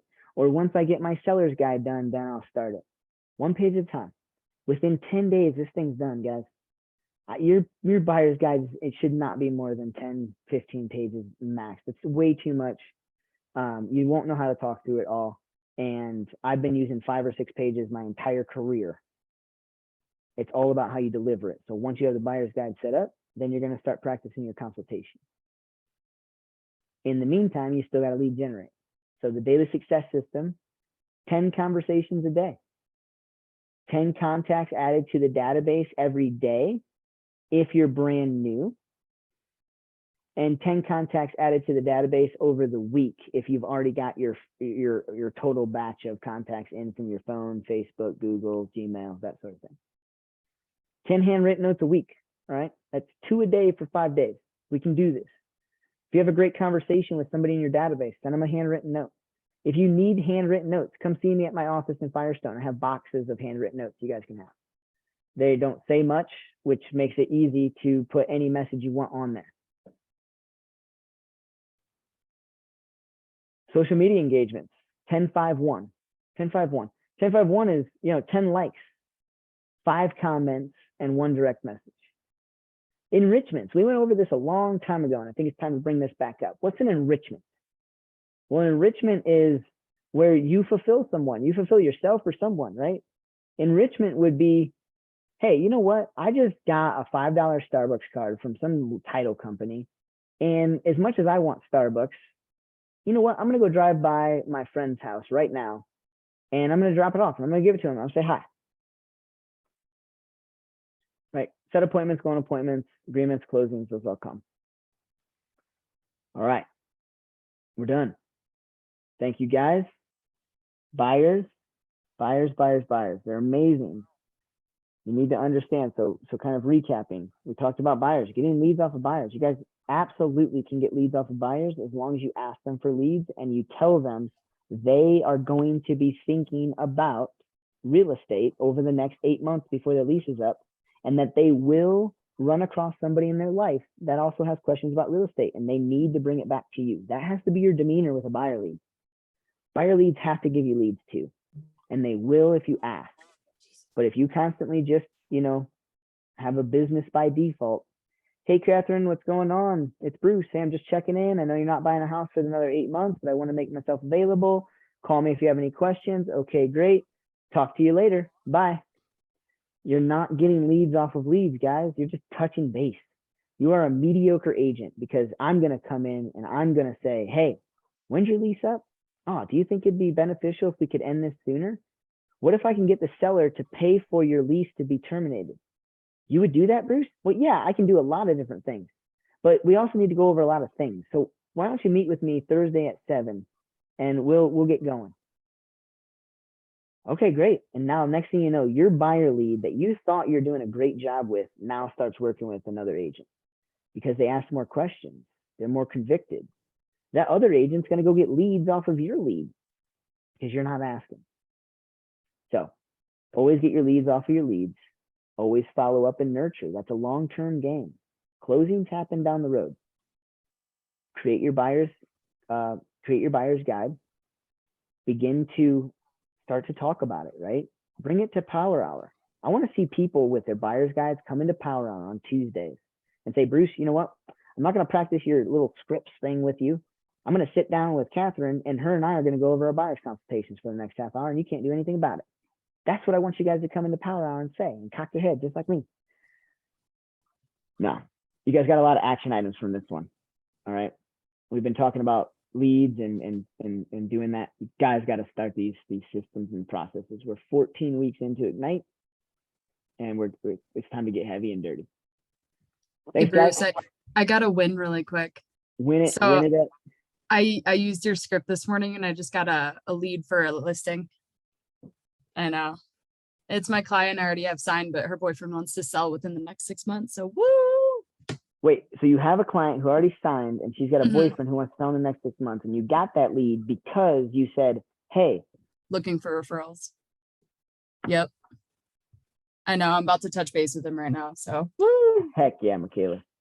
All right, guys. Other thing, we got plenty of food tonight. If you guys are last minute thinking you guys can make the barbecue from 4 to 7, just shoot Claudia and I a text just so we know you're there. But we're going to be prepped and ready and have plenty of food. And I really, really, really look forward to seeing you guys outside of Bruce always being in training mode and all of that stuff. So I'm gonna let my hair down, whatever hair I have left, and I hope to see you guys tonight at that barbecue. It's gonna I'll be be fun. there. Talk to you guys soon. Thanks, Bruce. Bye.